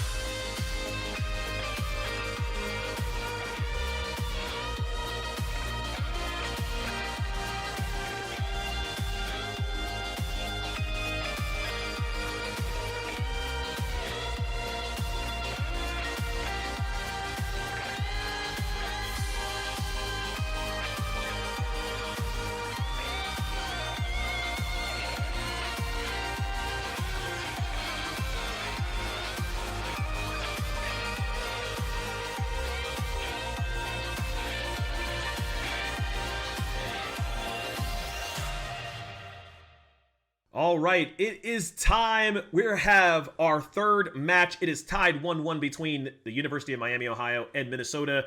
And now it's going to be up to Tyler 23 or Islandfelt to bring it home. Yep, third and deciding match, like you said. And we're going to see our third and different kind of Simic food deck. You're going to see a Bant version of the deck here, splashing for the card you see in their hand, Deputy Detention. Yeah, and the reason that this Deputy tends to be pretty good is against Simic, they don't have any like real way to interact with it, like outside of like Wicked Wolf. But also if you Oko the Deputy, they don't get their guy back, right? Because it loses all its abilities. It's just gone forever, honestly. So actually Okoing your own Deputy Detention is a pretty sweet play in these mirrors. That's not bad. You get a 3/3 out of it. It upgrades it. Yeah, absolutely. And you might see them fire it off like pretty aggressively in these games as well, just to make sure that they get the most impactful permanent in play, or they start taking away mana creatures from the I was gonna say Simic food, the Golgari food deck over here. It looks like there's not much blue going on just yet, but here we go. Yeah, and we see our first turn 2 Oko. Yeah, this card is something else, Rob. I was gonna say it is unreal. I just like on its face when I first saw it, I was like, oh, it makes makes food. Who cares? And then I saw it in action, and I immediately had to take my blasphemy back. I'm gonna go out on a limb and say something here that some people have been talking about this. I think it's the best Planeswalker ever printed. What? Yeah, that's all right. File that under hot take. I don't even know if that's like lukewarm at best. I think the best Planeswalker ever printed. Yeah, I don't even think we need to put this in the microwave or anything. This is just straight off the counter, lukewarm, room temperature, best Planeswalker ever printed. My goodness, I don't. You're seeing it infiltrate every format in Magic now too. But that doesn't make it. That doesn't make it the best ever printed. I mean, I think it has a very it definitely warps the format. But hey, here we go. We can get the combo off. We can play our Oko, make our Deputy a 3/3, and send his Oko away forever. Yeah, make sure this Oko never. Oh, boo! He's just making sure that he's got a little food for his Golden Goose as the game goes on. I know. I was just. He might get punished here for this too. He's got the Wicked Wolf as well, so the food there. Oh, but there's a Noxious Grasp. That is big time. Yeah, a couple of good targets here. You've got Oko and Deputy Detention. If you take care of the Deputy Detention, then you get your Oko back and start to get to use your Oko. You could even make this Hydra Krasis into a 5/5, but it won't have flying anymore. Yeah, but a 5/5 is going to put some real pressure onto the opposing Oko. The 5/5 will be able to, if he can't block, because he gives the Oko back, if he blocks with the Golden Goose, now he's down on his mana, and he could just let the Oko take 5, but that's also, pretty rough. Oh, that Noxious Grasp, man, I wish it was a 3/3. I wish that was an elk. Yeah, exactly. Like that's something we could have talked about, a lot coming into this is how aggressively do you protect your Deputy Detention? Because we talked about this at the early of the show. It does leave you vulnerable to plays like this, and still gets the 5/5 to boot. Mm-hmm. And now you don't even have a creature like you could pick off the Goose here, but you would much rather picked off the 2/2 Hydra Krasis with the Wicked Wolf. So yeah, it's not looking good.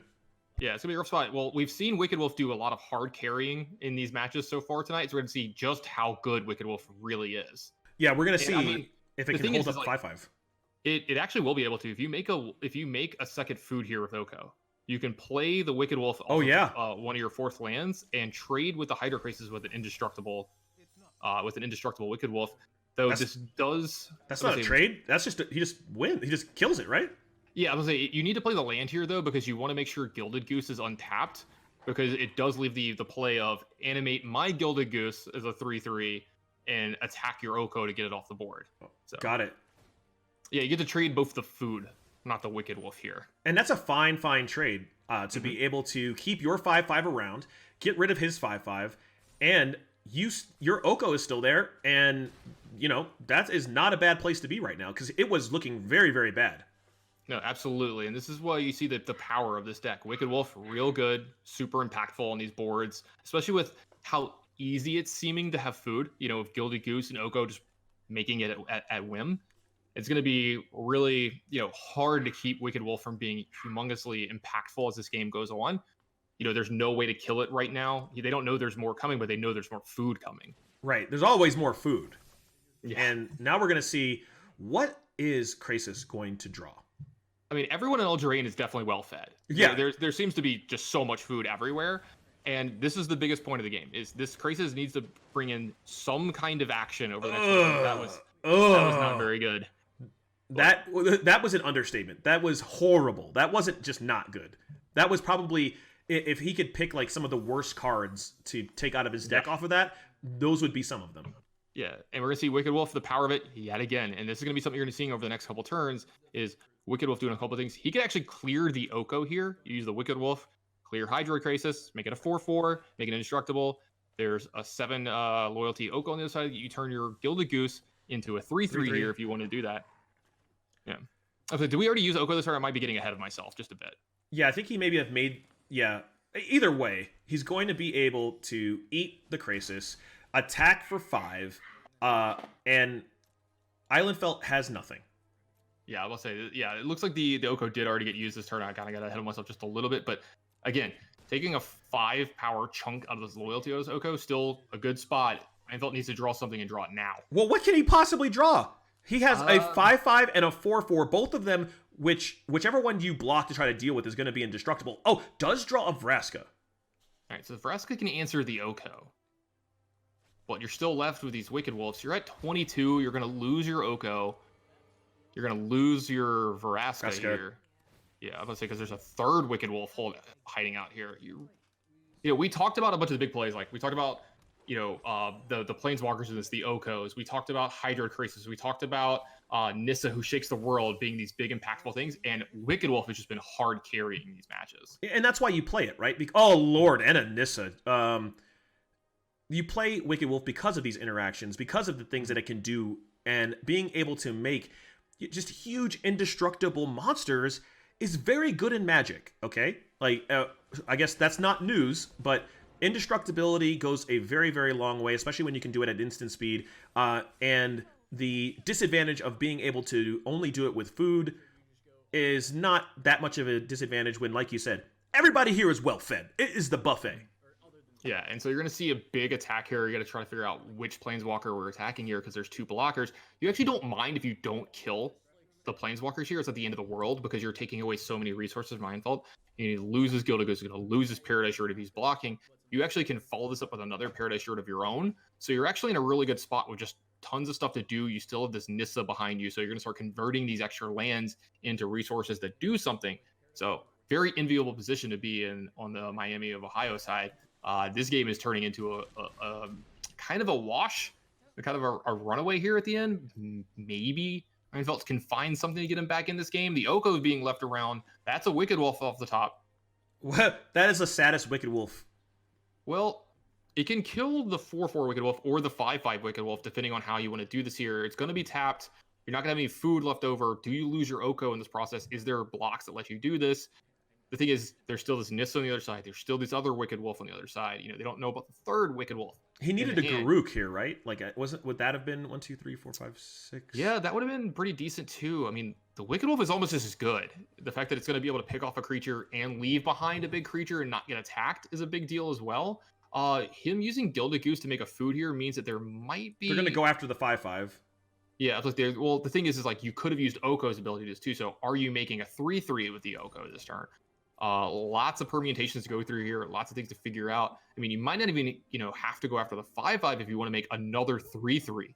You can make a 4/4 wolf here, eat a food, have a food left over, make it a 3/3. Got it. And Yeah. now you have a 3/3 and a 2/1 fight, possibly fighting another Wicked Wolf. They're going after the mana, it looks like. That's very interesting to me. Wants to keep them off of 5? I think you're just trying to keep the lands out of play as long as possible too, because there's so much mana. No, that's why. Because he couldn't get the Wicked Wolf because he left the Gilded Goose up so that they could make the food. So that was all he could go get. Yeah, I kind of forgot that Nissa makes 2 mana there. Yeah, me too. The static abilities on the Planeswalkers. But yeah, he's definitely going to use Oko to make a 3/3 here, kind of contest the board just a little bit more. You're really seeing the power of Oko, right? Like, you felt like this game was over. You felt like Tyler was super far ahead. Look, he was so far ahead that your dog is angry. Like, all right, 5 damage coming over to Nissa now. And won't kill Nissa, but being able to get it in a more reasonable range, and will lose his own Oko here. And now it's just going to be a matter of what is the draw? An Oko for Tyler. And that is a very, very nice draw. Yeah, a very welcome sight picking up an Oko here. Lots of mana because of Nissa here. You got to believe that he's going to be able to play multiple spells this turn. What's the best target for Wicked Wolf? What's the best target to Oko here? What's the best way to use Oko? Like, there's so many different things you can do. These games get so crazy and these boards get so cluttered, it's hard to keep up with. Yeah, I would think he would make a food here and then Wicked Wolf, make it a 4/4, and then eat the other Wicked Wolf.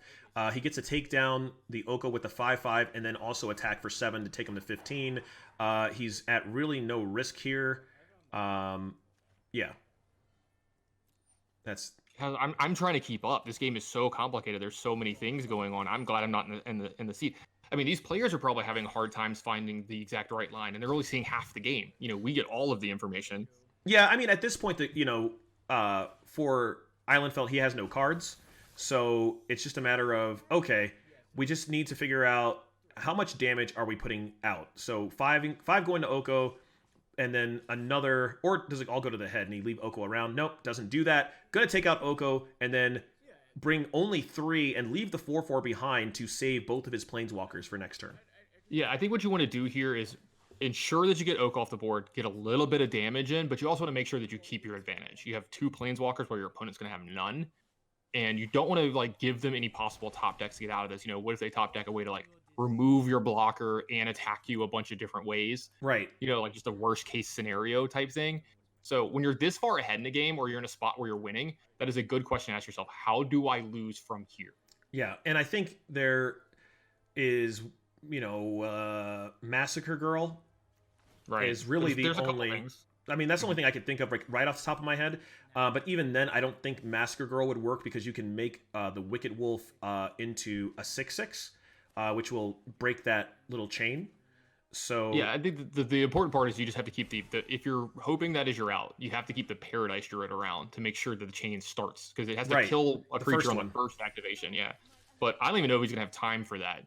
Well, he's at 19. He has no food. He can make a food here, which will fog 1 creature. But we're gonna be bringing the house, so we're gonna have 4, 8, 11, 16, 19, 21, 22 damage, and he has to block. 6 of it at least, or I mean, he'll block 1, 2. He wants to trade with the breeding pool, and he has to keep the 2/1 around to give himself Massacre Girl outs. But Massacre Girl isn't an out, so yeah.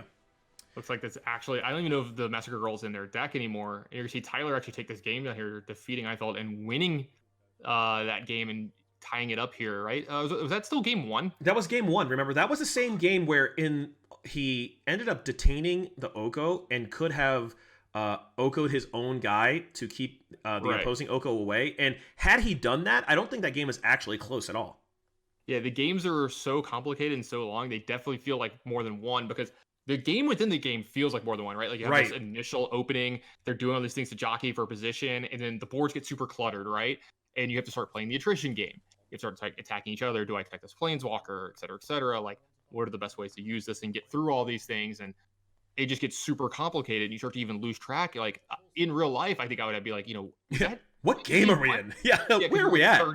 You're 30 minutes into your match. You're like, what's going on? Yeah, and it feels long too, because you know that when you're playing against these Simic decks, that it can turn around fast on you. Just because you're in front right now doesn't mean you're going to be in front the next turn. Cards like Krasis can really do a lot of work. Obviously, Oko does a lot of work. But for what we see here, he has these 4 deputies. Deputy is very good in this matchup, especially when you really can't interact with it. But in this case, he does have Vraska. So Vraska does interact with Deputy. I don't know if he's bringing in the Voracious Hydras to be able to interact with them. So it's possible. I know that he's going to play them anyway because it's just too good not to play. But it does lead to some interesting spots like we saw in game 1, where he was able to remove the Deputy and kill his Planeswalker all in the same turn. Yeah, you're going to see that, right? Like, you're going to see the Deputy Attention be big here, and there's things that you can do depending on how you want to sideboard here. But he decided he wanted to actually make sure that he could protect his Deputy Attention with bringing in Veil of Summers. It's going to be able to make sure that his spells can't be countered if they do something like bring in Disdainful Stroke on the other side. But we saw a lot of removal out of their deck in game 1. And there's probably even more coming in game 2 because they're playing the black version of Simic Food. So I definitely like bringing in Veil of Summer to kind of hedge your bets against all of those plays, because one of the ways you lose is the big turning points where they have a Noxious Grasp and to attack you with all my creatures. Veil of Summer is good. I don't think it's good enough to keep in this hand. No, this hand is not good enough. And he's on... Well, he just saw that his opponent mulled. I mean, he's going to mull anyway. Oh, wow. Okay. Wow. Dece. I guess we're going to see how turn 2 Oko looks. Yeah, I was going to say, turn 2 Oko here, golf Gilded Goose, any one of the dual lands. What do you put back here, Rob? Do you put back the extra Gilded Goose? Do you put back...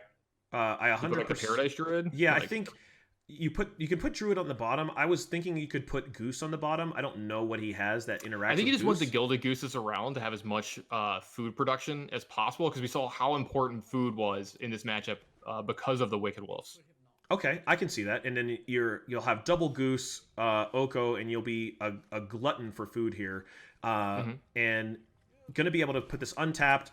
And that always feels bad, right? When you see your opponent play turn 1 Goose and shock, and you're like, oh lord. Yeah, because especially when you look at their hand is actually slow. Oh, I mean, if they didn't draw this Noxious Grasp here, they weren't going to be doing anything this turn. Well, what's the Grasp going to do? Is he going to possibly think about hitting this Goose with the Grasp? No. I mean, there is something to be said. If you grasp the Goose, it keeps them from having turn 2 Oko, right? You could just grasp the Oko, but they get to kind of leave something behind with the food. That's not the end of the world. Or if they make a 3/3, it's not the end of the world, right? But the thing is like, you want to make sure the board is as good as possible for when you play your Oko next turn. Oh, he didn't even play the turn 2 Oko. Yeah, I think he's playing around a lot of things like Noxious Grasp, Aether Gust, and stuff like that. Like, just trying to negate. I mean, there's a lot of cards in this format that answer his Oko here. So definitely a tight play from Tyler, playing around a lot of things. There's Mystical Dispute, lots of possibilities that would make him playing Oko pretty bad there into their Oko. Well, now, here he's going to be able to play his Oko, make a food, and on his side, he's going to be able to play an Oko. He could make a 3/3, but I don't think he will. I think he's definitely going to make a 3 this turn. You're going to just have to start trying to attack the other Oko. You're going to have these Gilded Gooses around still. One of these foods is going to get animated and start getting busy on the loyalty of the Oko over there. Especially with you still have Veil of Summer sitting around here. So there's a potential for a pretty big blowout here the next turn where Ironfelt's not going to do anything to progress his board. He's going to cast Noxious Grasp on Oko to kill that one, and Veil of Summer is going to be him, no, sir. Nah. Yeah, I am. This is the no. You can see in the top right, you can see the players. They're just like bated breath. Does he have a way to try to remove the Oko? And we're gonna blow him into next week with the Veil of Summer. Yeah, I mean, this is why you play this card. I mean, this card is one of the more powerful, like, sideboard impacting cards I've ever seen in the history of Magic. I actually don't like this card personally myself, but I think it's very good. It's very powerful. You're seeing it across a lot of formats. And it's one of the best reasons to be playing green besides all the powerful cards you see in the main is you get this super powerful sideboard card that is, I mean, look at the effect it's going to have on this game. Yeah, let's see what happens here. He only has 3 mana, so gonna make his own 3/3. His own 3/3, maybe start pressuring the Oko on the side. Do you start using it defensively? I think we're going to try to find out here we what go. we should do by using the Noxious Grasp. An incoming Veil! Oh, God! You hate to see it. You hate to see it. And Yes. oh, that feels so bad. Look, I'm going to talk to you really quick about this Miami team. You see all those faces up there? You can guarantee if I was in a team event and I was online and I just veiled someone to keep my Oko around, it would be high fives all around. Oh, yeah. It would be like pump the fist. Everything would be going on because now it's time to start getting busy on to this Oko. And what I was talking about earlier is I was looking at like, oh, you could make your Gilded Goose at 3/3. I was like, yeah, it is going to happen this time. Yeah, and so you're going to see multiple 3/3s attacking this Oko. And so it's like, do you give us your 3/3 or do you give us your Oko? You have to trade one of the 3/3s off here. So you're seeing the importance of getting these Planeswalkers off the board. And you got to, if you're Einfeld, you got to be worried too, because like you don't even have good backups behind this. You don't have a land, number 5 in your hand for Nissa. Hydrocrisis for 2 is extremely weak. It will draw you a card. It's something they will do next turn if they have to. But this is the expensive thing. This is what we talked about, why sometimes it's better to just be playing, we're not playing the 6-drop. Right? Like, obviously, the 5 mana gets you into Nissa, which will get you into Garruk, but you are continually drawing into some of this more expensive stuff, and if your opponent can out-tempo you, you could be in trouble. But right now, he's only looking at an Oko and a 3/3. There's a Once Upon a Time, and we'll see what gets, where that goes. But as of right now, there's not too much going on, and he is going to end up losing his Oko next turn because he can turn this Golden Goose into the 3/3, attack with both, and take this Oko out. Yeah, he's going to. It's going to be 5/5. Right. Yeah, it's going to be like a 5/5 Hydrocrisis here to kind of. This plays around Wicked Wolf really well, but the Wicked Wolf actually can still kill this. You use Gilded Goose here to make a food. You can untap, make another food off of your Oko, fight down, and then take their Oko out. So, like you see, these games are super swingy in the play, so definitely looking for Wicked Wolf here off Once Upon a Time would be a huge play. Oh, there it is. You called it. Incoming Wicked Wolf. Gilded Goose is going to go ahead and make that food like you talked about, and now we would almost certainly see activation of Oko to be able to make another food. Wicked Wolf is going to drop down, take out this Krasis, and then Oko is going to hit the bin. Yeah, this is a huge turn for Miami of Ohio here. Huge find off of the Once Upon a Time here. I can't sing the praises of Wicked Wolf enough in this match. It has been unbelievable for both sides. This card has just been dominating the matchups that, usually we talk about just Oko this, Oko that, Hydrocrisis this. I mean, this has been the real star tonight. Yeah, and again, Miami, Ohio, not even smiling. All business from these guys. Yeah, I love it. You act like you've been there before, Rob. But hey, come on, that is such a huge draw. I mean, it literally turns the game from competitive to not competitive. Yeah, and so this is where you really go for the jugular too. This looks like a really, really weak turn from the Minnesota team. Just Paradise Druid, but what's probably coming behind this. This means there's 5 and 6 drops behind this. So you want to start getting this game done with as soon as possible. So I really like activating Gilded Goose, making a food, and just attacking.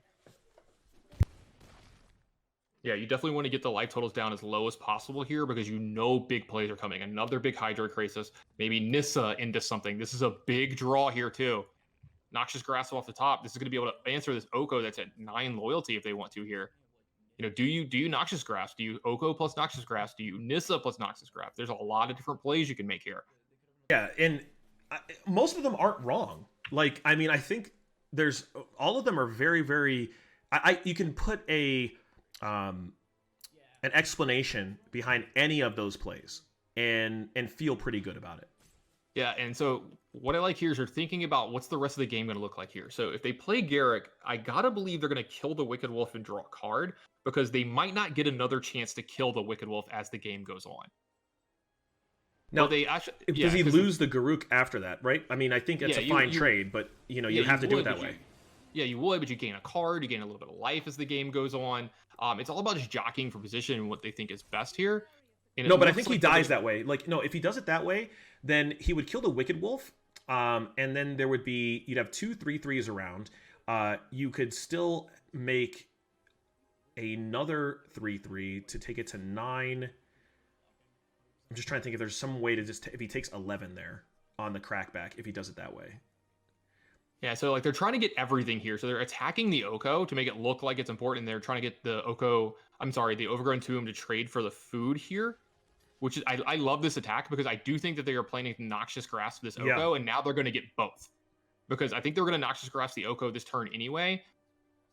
I don't know, maybe you still just Noxious Grasp the Wicked Wolf. The problem is if you don't kill it now, you don't get to kill it. It will never ever die. But then how do you kill Oko?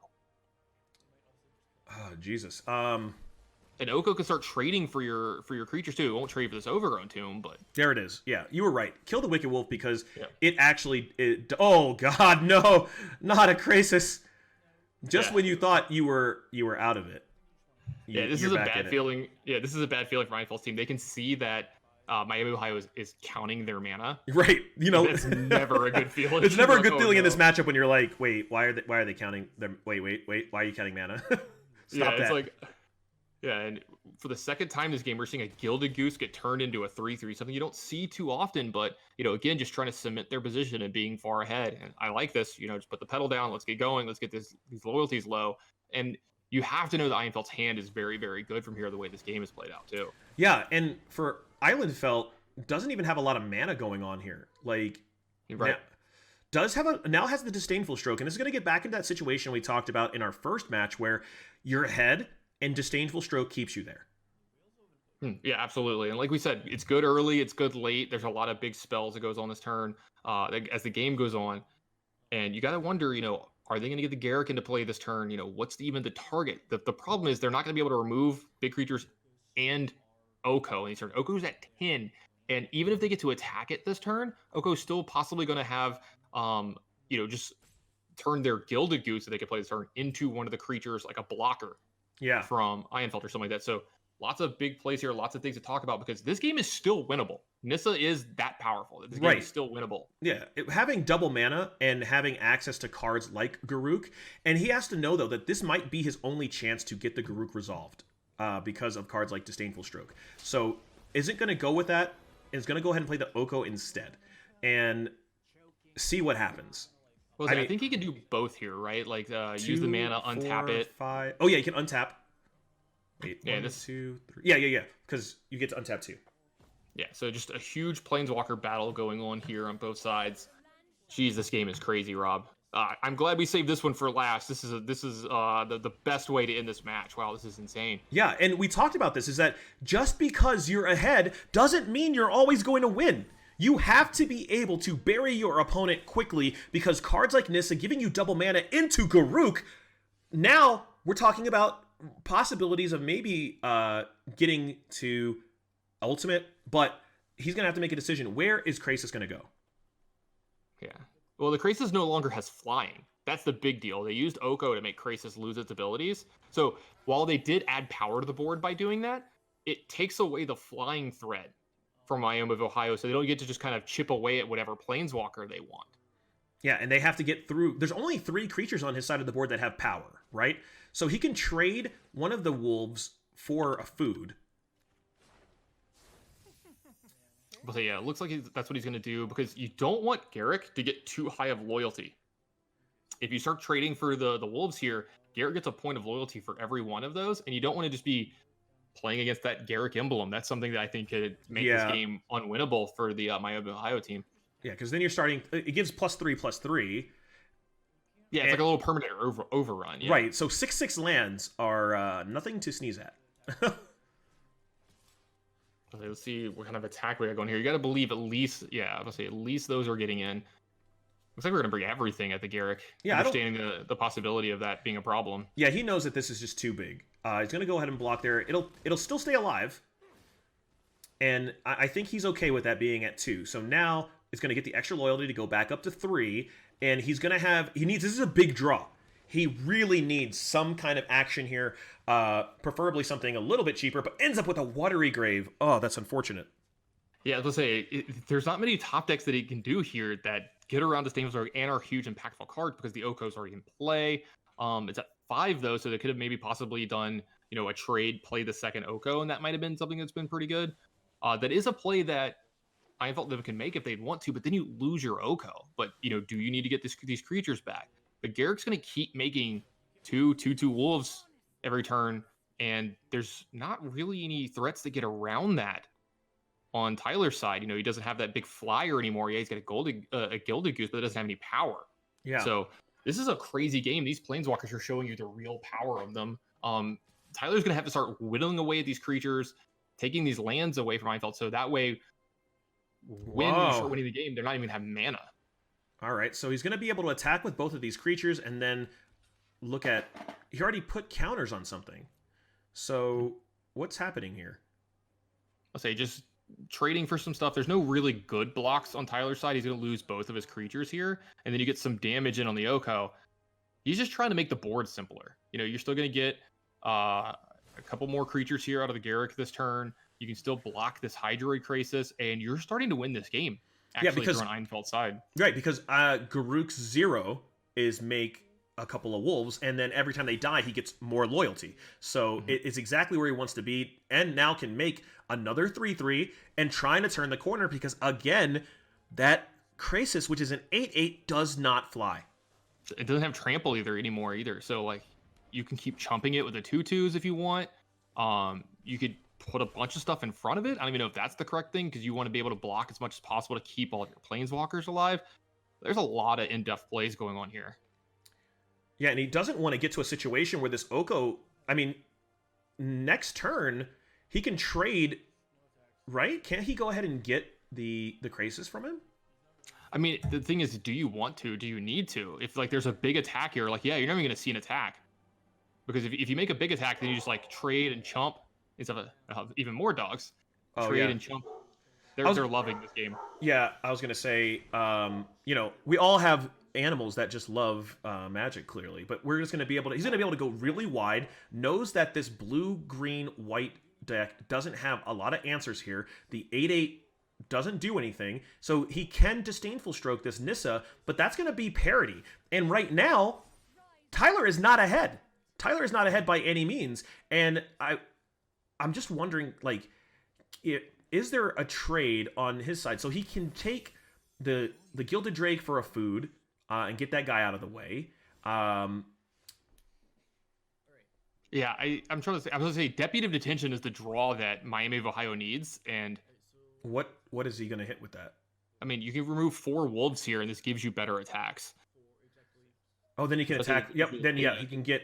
He'll only have 3 blockers. He doesn't have anything in his hand. The problem with attacking last turn and the turns before is you don't want to give Garrick this much loyalty in the fact that, yeah, if I'm attacking, I'm not killing anything, and then I'm giving Garrick loyalty to use its -3 again, to possibly use its -6 to give all the creatures +3/+3, and that's a situation you're never winning from. This Deputy is going to kill these wolves, but it doesn't actually trigger Die's abilities, so they won't give loyalty to the Garrick. And here we go. It's been so swingy. Just when you think one player is done, cards like Deputy of Detention come in, and it is about to get really real for those wolves. And yeah, this is one of the better targets for Deputy of Detention because it doesn't leave anything behind if the Deputy dies as the turns go on. Like we talked about earlier, if the Deputy happens and then you kill it, you get the thing back. You get all the things back, but when it's tokens, they're removed from the game forever. So Garrick's going to bite the dust here. Huge attack from Tyler. Now he's back in the driver's seat. Yeah, being able to have those blockers was going to go a very long way. And here again, Disdainful Stroke. Oh my god. Wow, an Elder Spell. And Disdainful Stroke does nothing to Elder Spell. Would have to double... He'd have to use one of his blockers here.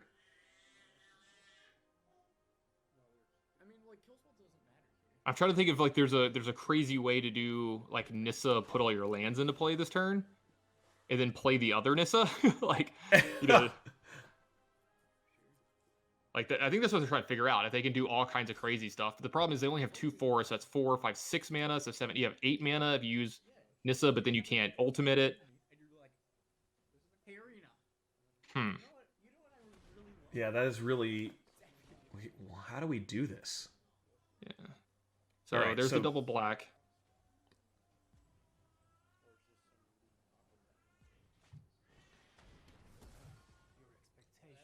All right, so you see Elder Spell kill this. Good thing they killed the Garrick last turn. The Garrick's not getting the full Can you imagine? From Elder Spell. Yeah. But I was about to say, do we even ultimate Nissa here? Yeah, I think you have to, just because you have to get the resources. Well, and indestructible lands, right? Yeah, so these 3/3s are going to stay indestructible, so you start winning the fights a little bit more. This game has just been absurd, Rob. Yeah, I mean, and this isn't a situation where you're like, oh, it's an ultimate, doesn't win the game. But this is a thing where it turns a almost this loss for Islandfelt into a much, much better situation. He lost a Garuk, lost all the tokens, has now 2 food tokens that can block other food tokens, has a land that can take down any 3/3 here, and it feels pretty good.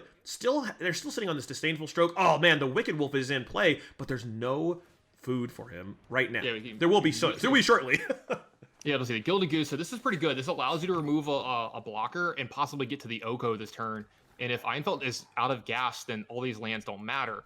The problem is, he's going to be drawing gas for the rest of the turn because there's not many lands left in his deck. So his draw steps are going to be way better than average for the rest of the game, but the problem is he's super behind on board now. Right, and he's at 12, and there's still an 8/8. And now there's going to be a 4/4, which can get progressively bigger with the double geese that are there, and everything is coming to the head. Yeah, let's see, is this lethal? So you block the 2 biggest things, take 3, 6, 9, 10. No, this is only 10, I think, at the most.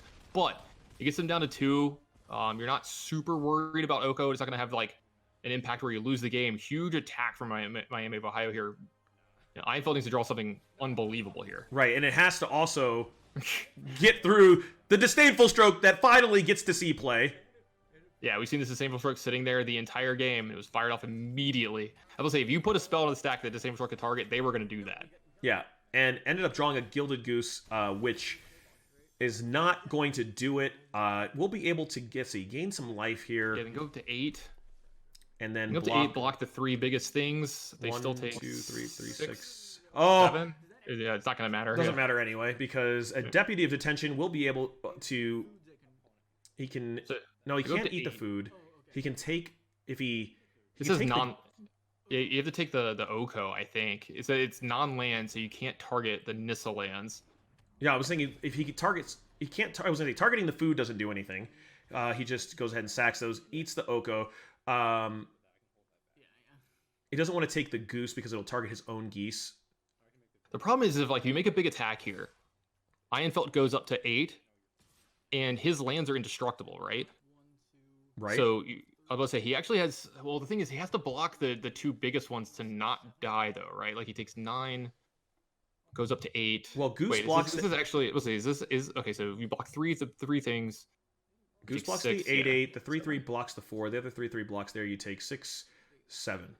Yeah, you definitely make one of the good blocks while you can. You want to kill off one of the creatures. But then you have to make the 2 blocks on the biggest creatures here. This means you take 7.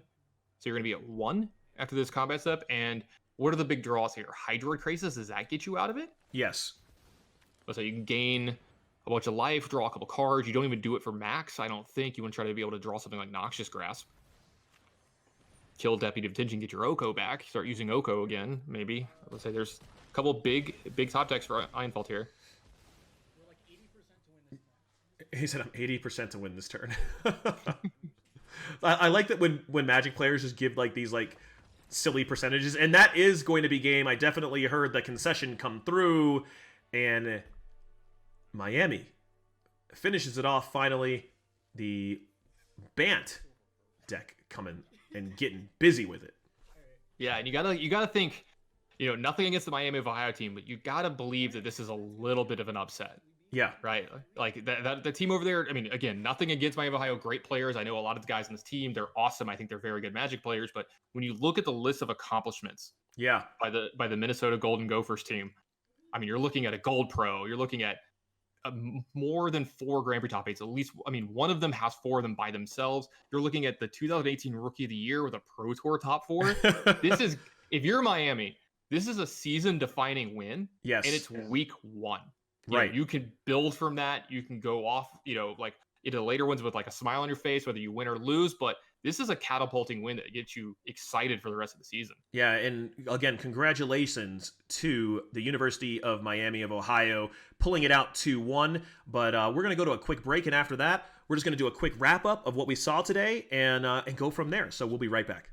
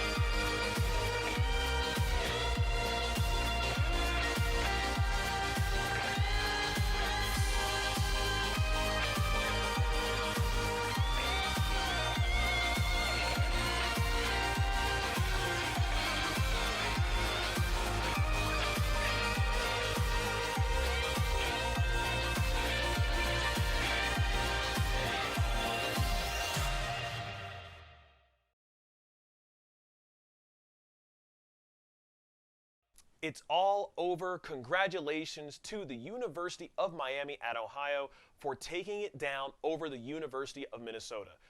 Let's give some props over to the University of Minnesota. It's not like they just got the floor wiped with them. All of these games and the matches were super close, so congratulations to you. Now remember, just because you start 1-0 doesn't mean you're going to make the playoffs. This is a long season, and I hope, to see a little bit more of you. Want to make sure that we also say thank you to Tannen Grace, our guest caster this week. Came by, gave us some really good insight to how these decks are going to play, and most importantly, how the players are going to think. So if you want to follow him, just look out for him on @TheTannenGrace on all the social medias. You can find him there. Also for me, I'm your host, Rob Gonzalez. You can find me at RobAJG. Remember, next week, we've got 2 more teams, more exciting Magic to be played. Will it be more Simic Food, or will it be additional decks that are really just trying to get built and take out Simic Food?